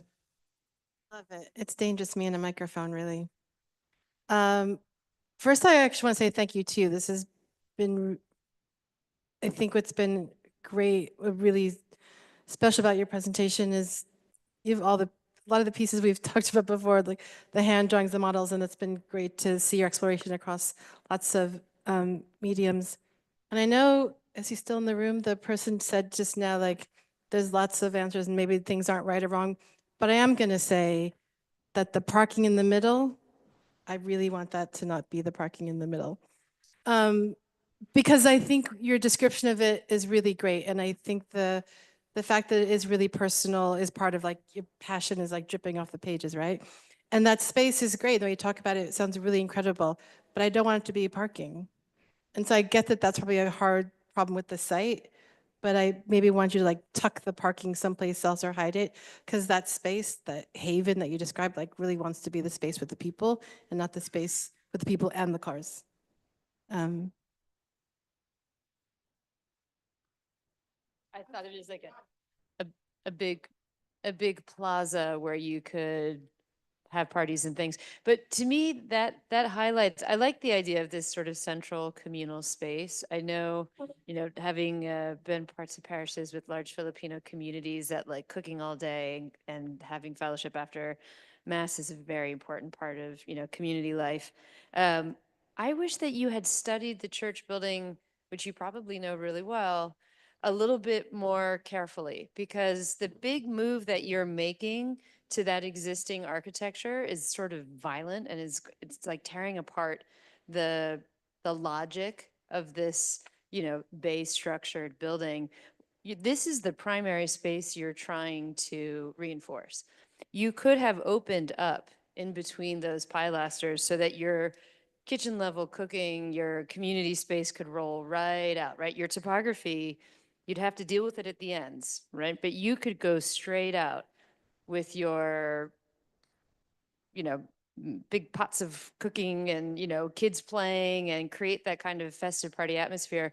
I think your canopy is too high.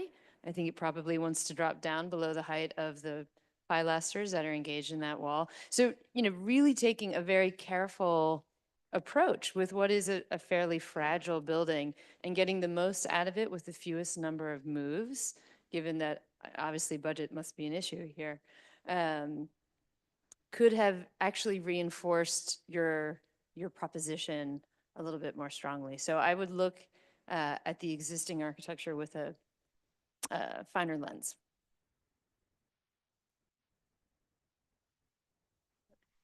I'll second or third the comments about the presentation. I mean, we've seen a lot of digital production, we've seen hand drawings, but some of the other presentations, and you did it a bit over here too, the hand drawings are relative to their own little, you know, their own little neighborhood. But in yours, they aren't, because you're using the sort of your studies by hand to give us insight into how the project developed. And also having, you know, sort of the sense of producing a digital model and a rendering, but then scribbling over it, which gives us a sense of the conversation between what's permanent and what's new and what's ephemeral. The people are going to come and go, the flags are going to come and go, and it's a really effective technique for that. I want to sort of follow up a little bit on what Elizabeth was saying, because I'm sitting, you know, wherever we sit, we fixate on whatever drawing's right in front of us, which is the accident. Yeah, so I'm sitting right in front of this, and I'm pretty sure there's more structure in that church than you're showing. And that is sort of a bigger comment. So you talked about your whole process and your thesis and gave it a name, but every project that deals with an existing building has one thesis, and that's a relationship between old and new. And actually, that's all of architecture, because there's always a relationship of old and new. Like, it's at the city scale, it's at the building scale. And if this is something that interests you, then pay more attention to those sorts of details that Elizabeth was talking about, to what does the old suggest that you do? So the idea where there's structure and not structure, that you look for the opportunities to remove things that want to be removed and leave things that would prefer to stay. So I wish I was seeing a photograph of the interior of that church. It's right there, but I mean here, like Photoshop, like look at that structure. Look at that structure. It's not just a foam core, which is what the digital model looks like. But that idea of, you know, you talked about a slightly surprising precedent for me, in my view, was the Wexner Center. That's not where I would have gone. But there's a lot of wonderful precedents. I mean, and the precedent you want to look for is whose strategy for relating old and new feels closest to yours. So looking for the architects that you're going to follow, and you know, look at what would Carlos Scarpa do, like in a building like that. So that's a question of like this minute detail of looking at how do you make a door opening, how do you change a frame, and then even in this building where you're dealing with much more quotidian, ordinary building, the decision of what to remove and what to add, I think, ends up with a really lively building and some nice units, and you know, the whole package is very convincing. But when you look at this a year from now, you might look at it and ask yourself, why did I choose to delete that, add this? And so that sense of and it's a way of drawing also, walking yourself through the existing drawings and using whiteout to think about what you're demolishing and then where you're drawing the new stuff. So it's not so much a critique, because I think you've done a wonderful job with this, but it's, if this is the kind of stuff that you find wonderfully interesting in architecture, then digging into exactly how you pay close attention to the existing conditions is a sort of next step for you.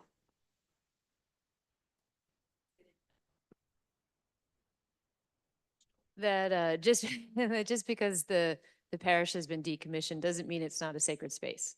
And so, you might remove the pews, but you might leave the sanctuary more or less untouched so that you can have a visiting priest, celebrate mass here. Or, think of the medieval churches that this is modeled on. They were great big spaces where a lot of things happened, including sometimes markets and large public meetings and things that weren't about religious liturgies. And so I think you could retain some of that sacred quality, which is obviously really important to the community, and focus more on your lower level and your plaza being the space that becomes your community center, or those public areas of your community center. Well, first of all, I'd like to commend you on the presentation. I think it's been very persuasive.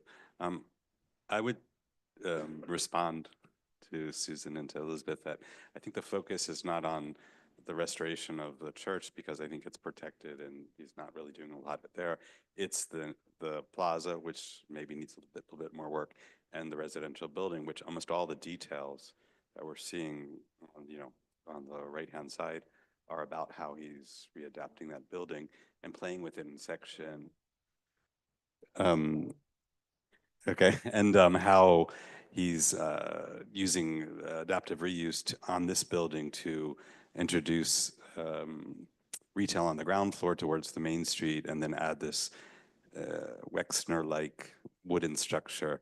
I think it's a low-tech take on the Wexner Center, and I think the sort of frontal detail of the elevation on the right is very interesting.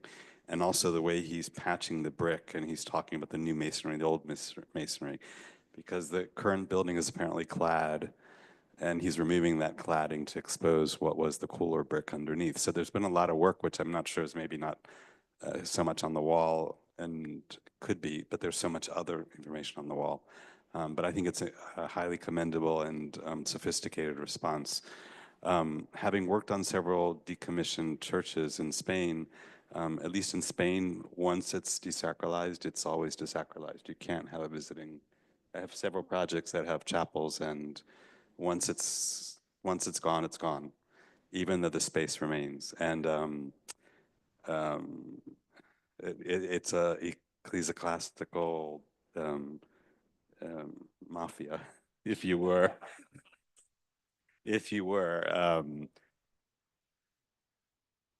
There you go, exactly. But if it's Catholic, it's no longer. Once the aura is gone, because the altarpiece is actually has a sacred relic in it, and once you remove that, it's not you can't recover it. I'll say more later since I'm the chair, but I just want to interject that in fact, Julio was my student in adaptation, which is a course on the history, theory, practice of adaptive reuse, and he did immerse himself deeply into concrete strategies of transformation, which I think is evident in some of those details, as well as your sketches of subtraction and shifting and addition, but maybe needs to come out even more strongly. We had numerous conversations about just this, what does it mean to decommission? And I think what we settled on was, even though it's no longer an officially sacred space, that community is what makes it sacred, right? And so that was very much, I think, in your concept. Maybe you could say a bit more about that. The other thing I want to say is that at a fairly early point, because of the very strong identity of the church building, we suggested and you agreed to really focus your efforts on this bar building across on the street, which I understood you intended as a kind of incubator for immigrant businesses, sort of like to have a real social reciprocity with the church and the complex. Yeah, I mean, I can just respond to that really quick. So I definitely didn't go too deep into the program, but essentially that was my intention with adding this retail. So it's not just any retail. I imagined this floor could host cafes or bakeries and a grocer and a restaurant that could be by Filipino families. and in a sense, not just create a community center, but also like just like a whole, like a sort of a village that really started before this project even began. So this is kind of reflecting that in the program. Can I ask, did you turn the stair to the church? Yes, yes. So there's actually you'll probably talk about that. There's an outdoor stair at the very front, central to this church, right there. So I think my response to that was, I knew it was heavy. There's an outdoor stair.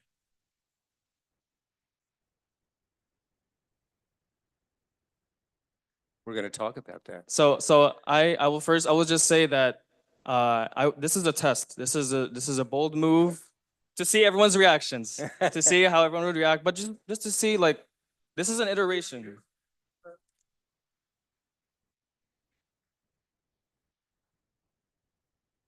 Yeah, yeah. No. No, that's the existing. Yes. Correct. First of all, No. This is yeah. This is part of the concept, Yeah. and this is a test as a bold move to Yeah. reconfigure this and to identify that this is no longer a hierarchical space. So that's all I'll say about this. I'm here to defend you. Okay. Because I think it was the right thing to do. I don't think you did it right, because I think you can't not arrive on that axis into this building. You just can't. There's a rule, and I wrote it, and you can't do it. But that stair could have been pulled out. It may have even gone out and turned out into this. I think the idea of turning the orientation of the church out into this space, once you've made this space, is absolutely right. No, churches are entered on the corner all the time. The circumstance that built this church is not the circumstance you're talking about. So I think, I don't think you did it right. I think you need to arrive on the axis. And then the other thing that's well, it's not so small. I've been sitting in front of this drawing, right? This is where I sit. And I sat down and I said, you may not do that. You may not make any connection to this granite building with wood or with any other material.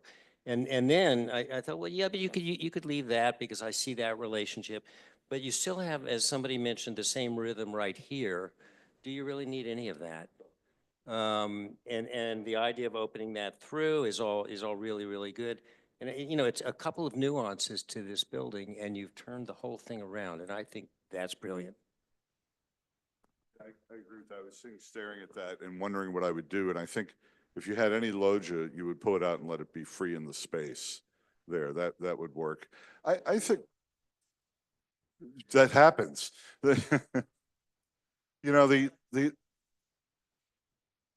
Right. I think I agree with the comments about the parking. I think you could design it though so that you could park there once in a while, and it's a nice place when there's no cars there. Is that what it's supposed to be? Then it's drawn funny because the parking kind of comes out here, Maybe I wouldn't stripe it or do it more subtly. Yeah, well, I mean, I kept looking at this and thinking, okay, the two loggias, the Campidoglio, I get it, but I don't think it's quite that. And the asymmetry would help it. Yeah, But so does he have some in there? the dedicated parking will be mostly in the rear, but this is primarily plaza space with flexible parking.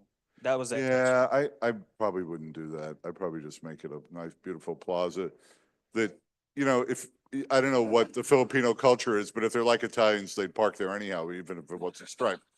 But the point I want to make, which I admire about the project is, good buildings oftentimes outlive their original uses.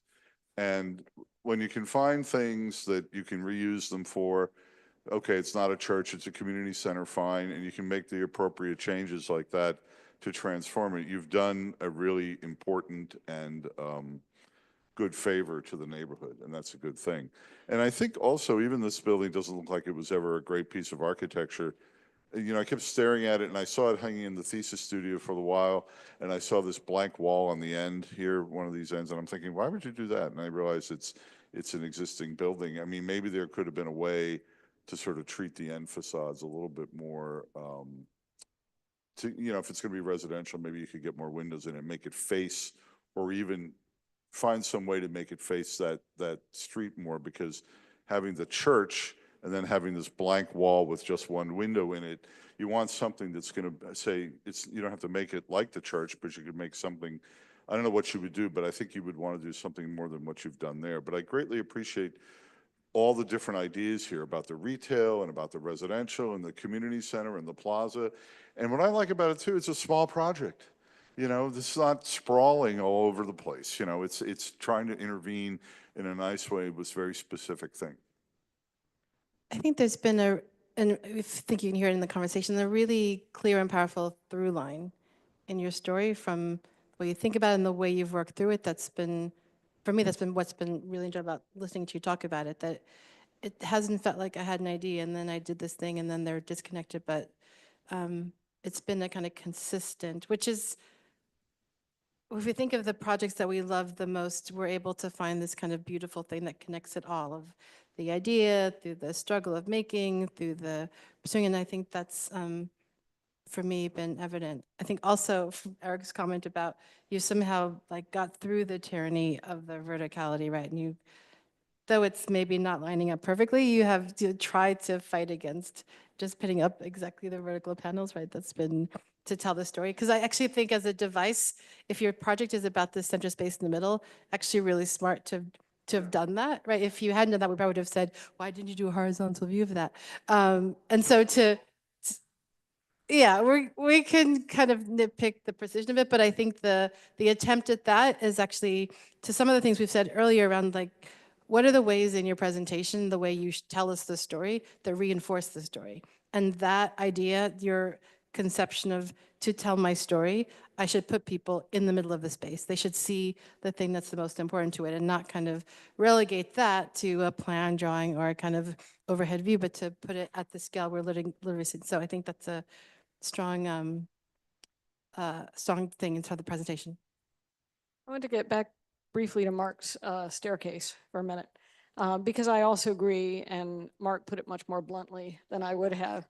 But I think you want to remove the existing staircase then. Otherwise, you have to have a sign that says, right, no entrance, go around the corner.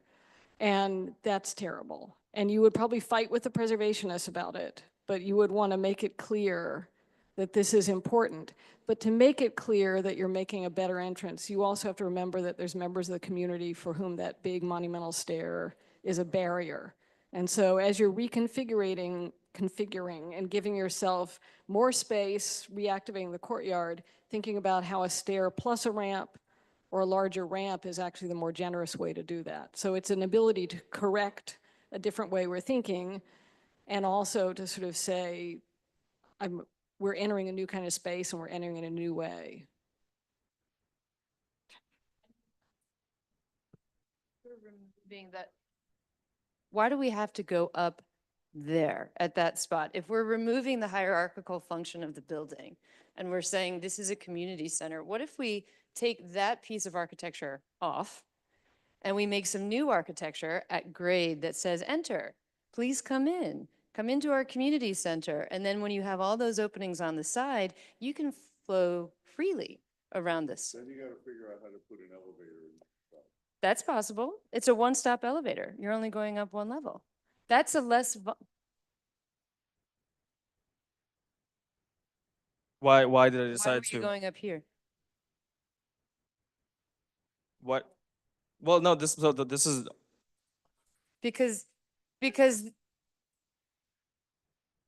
why are we going from here up to here? the main floor, originally the nave, I proposed this to be an event center. So this, yes, there's that. I mean, he's got two stairs parallel to each other, one outside, one inside. Well, there, it's not outside either. You're slippery. But I'm just wondering why why do you have to go up at that, I agree that axially you cannot turn, but I don't agree that you need to go up to that front door in the same way anymore once you've altered the function. I just wanted to say one thing, which is I think it would be really good to explore the relationship between the woodwork in the interior of the church and the woodwork that you're proposing on the outside.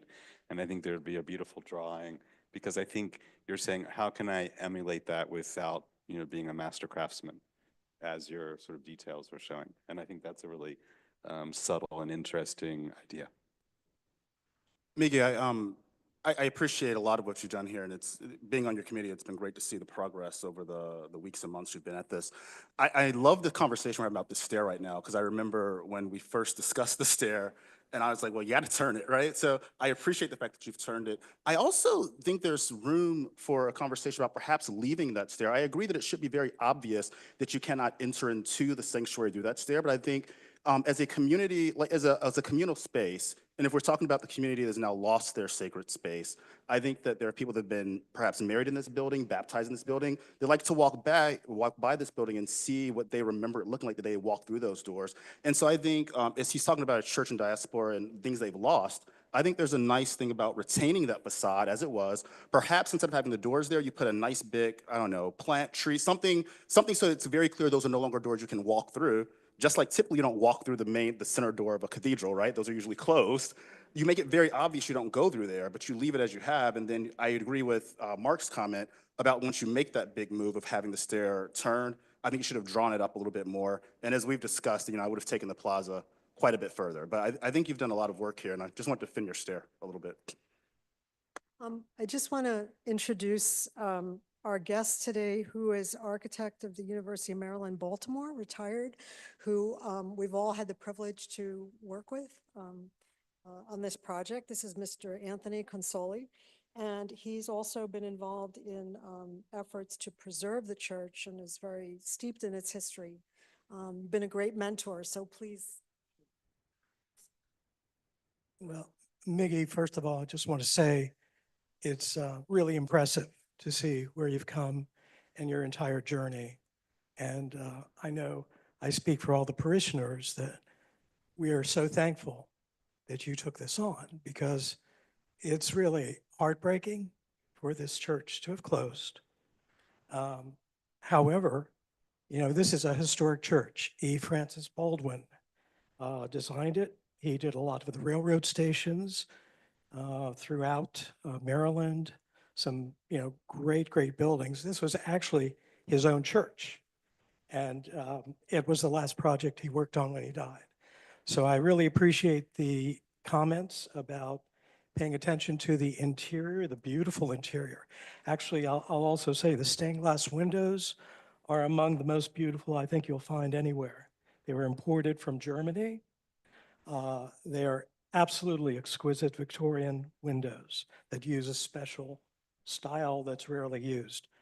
I want to jump to what you did with the plaza. I think it was masterful in a way to create that plaza, to change the center to between the two buildings. I would love to see some sort of focal point there in the middle, whether it's a piece of public art, whether it's something else, it could be anything. I think also one wonderful thing is to think of this as a resource for the community. You've called it a community center, but it can be a resource in terms of telling the history of this part of the city. Right across the street almost is the Enoch Pratt Library that has been turned into pottery galleries. So there's a lot of precedent, of course, not only here, but throughout Baltimore for creative reuses of historic buildings. I will say the topography on this site is quite challenging in many ways. And I appreciate that you've begun to work at solving that.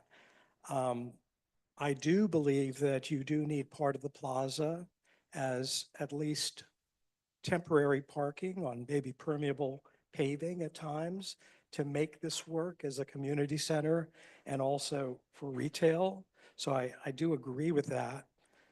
One, this is a very detailed suggestion relating to sustainability, but as this would evolve and be refined, I would look at that parking area on the south and find ways to make it more sustainable in terms of reducing paved areas, adding landscaping, so it doesn't become a sea of asphalt, as it is currently, frankly, but doesn't need to be. And it's right next to this, I guess, I can't remember what that's called, but a branch that leads to the Jones Fall, Western Run. Thank you. Other than that, even though I find I know, the elevation on the street of your new building there's an opportunity, I think, to really make a canopy there, retail, really dress it up in terms of a retail area that connects to the town.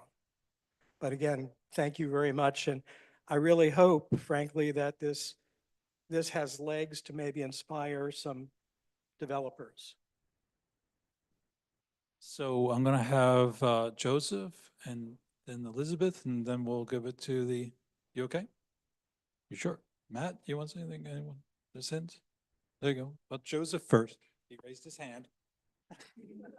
Miggy, really impressive. The last commentary is a tough act to follow, but we have light, divine light. I'm a big fan of church architecture, as you know, so I'll just be quick with my comments. This discussion about that stair on axis with the altar of the church is really at the crux of everything. I mean, it's a really important question. And you were right to raise it and make a gesture in that direction, because you feel how important that processional axis is for the liturgy of the church. We'll carry on here.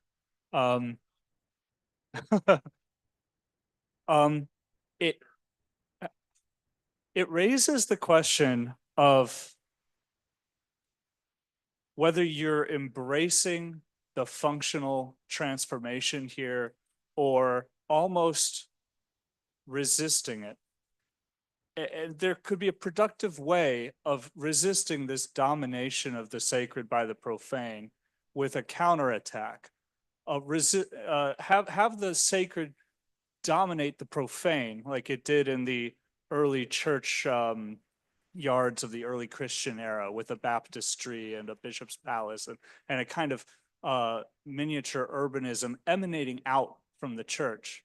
And I think these comments about bringing the tectonics of the interior and externalizing them in your plaza are in the spirit of that. So I want to kind of propose that maybe, even though it is deconsecrated, you kind of keep up the spirit that this is still a church and that this is a church space, and that actually extends into the public space beyond the church.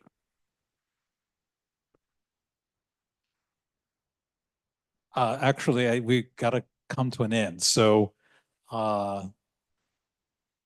Julie, do you want to? Okay. Anyone else? Jurors? Okay. Who? What?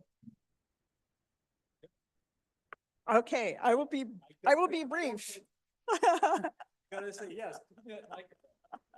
Okay, I'll be brief. Thank you so much. You brought us so much this afternoon. For some reason, I'm just fascinated by the landscape here.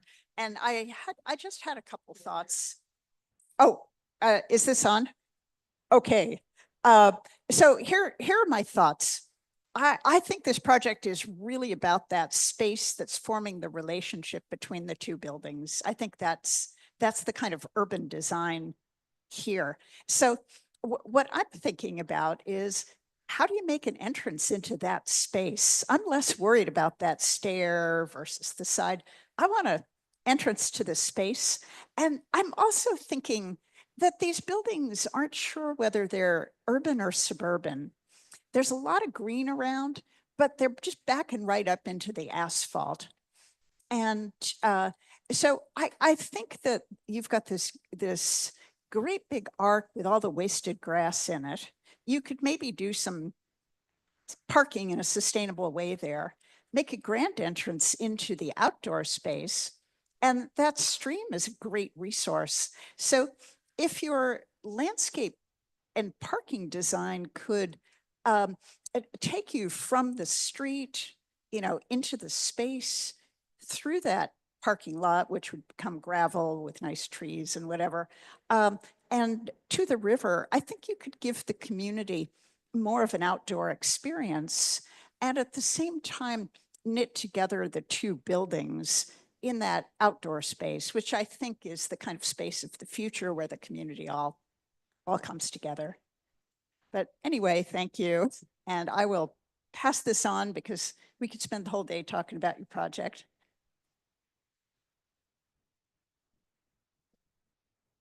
Okay, so does everybody hear me? Yeah. So Julio, so even though everybody calls you Miggy, I insist on calling you Julio. And then you said, my grandma calls me Julio, right? Your mom or your grandma? My dad's side of the family. Okay, so I felt like I was part of the family there. I'm really thrilled that you walked into my adaptation class and were immediately fascinated by my drawings of the Mosque of Cordoba and how it was transformed. You're like, we really need to talk about like, how do you transform a sacred building that has such a strong identity? And that sort of set you on this journey.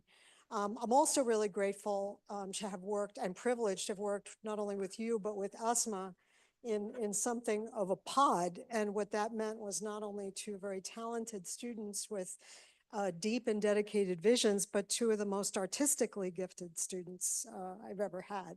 And so it was really fun and great for me. I think that you've had some great feedback today, and I want to see the next iteration for your portfolio. One thing that I think, in addition to some of the information and details that are missing, I would add this larger urban analysis, because I'm still looking for that killer diagram, which I still don't think is quite on there, that sort of zooms out and shows the connection to light rail, right? The connection to the network of roads, the river, Jones Fall.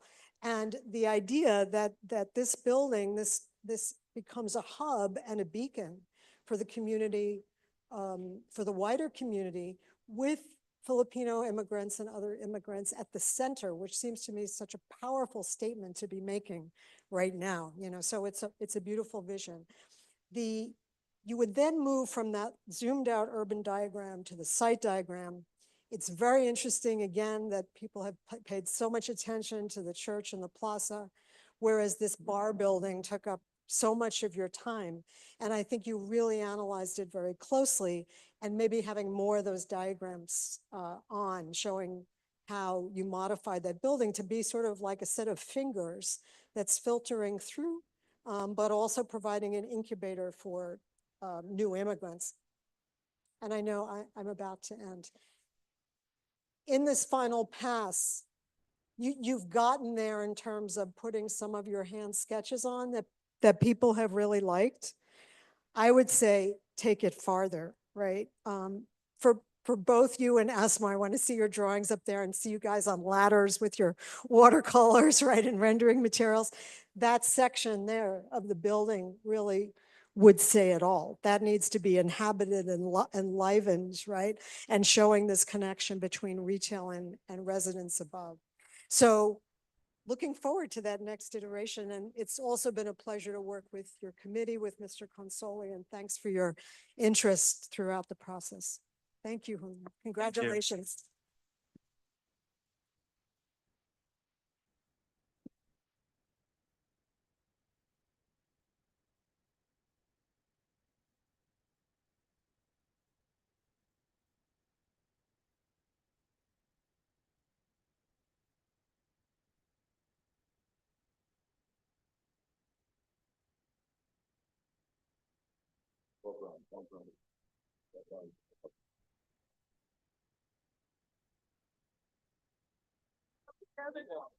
My place. I know.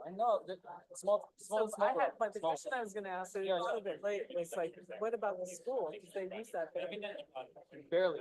This actually, so it was leased by Baltimore City They're and, not and, using and, it? and ended at 2025. Oh, This year. okay. Oh, because they built those prefab classrooms, that's right. Yes, so it was. Okay. Yeah. Perfect timing. Comes across. Did it, man. Congrats. Appreciate your help. Of course. Very nice.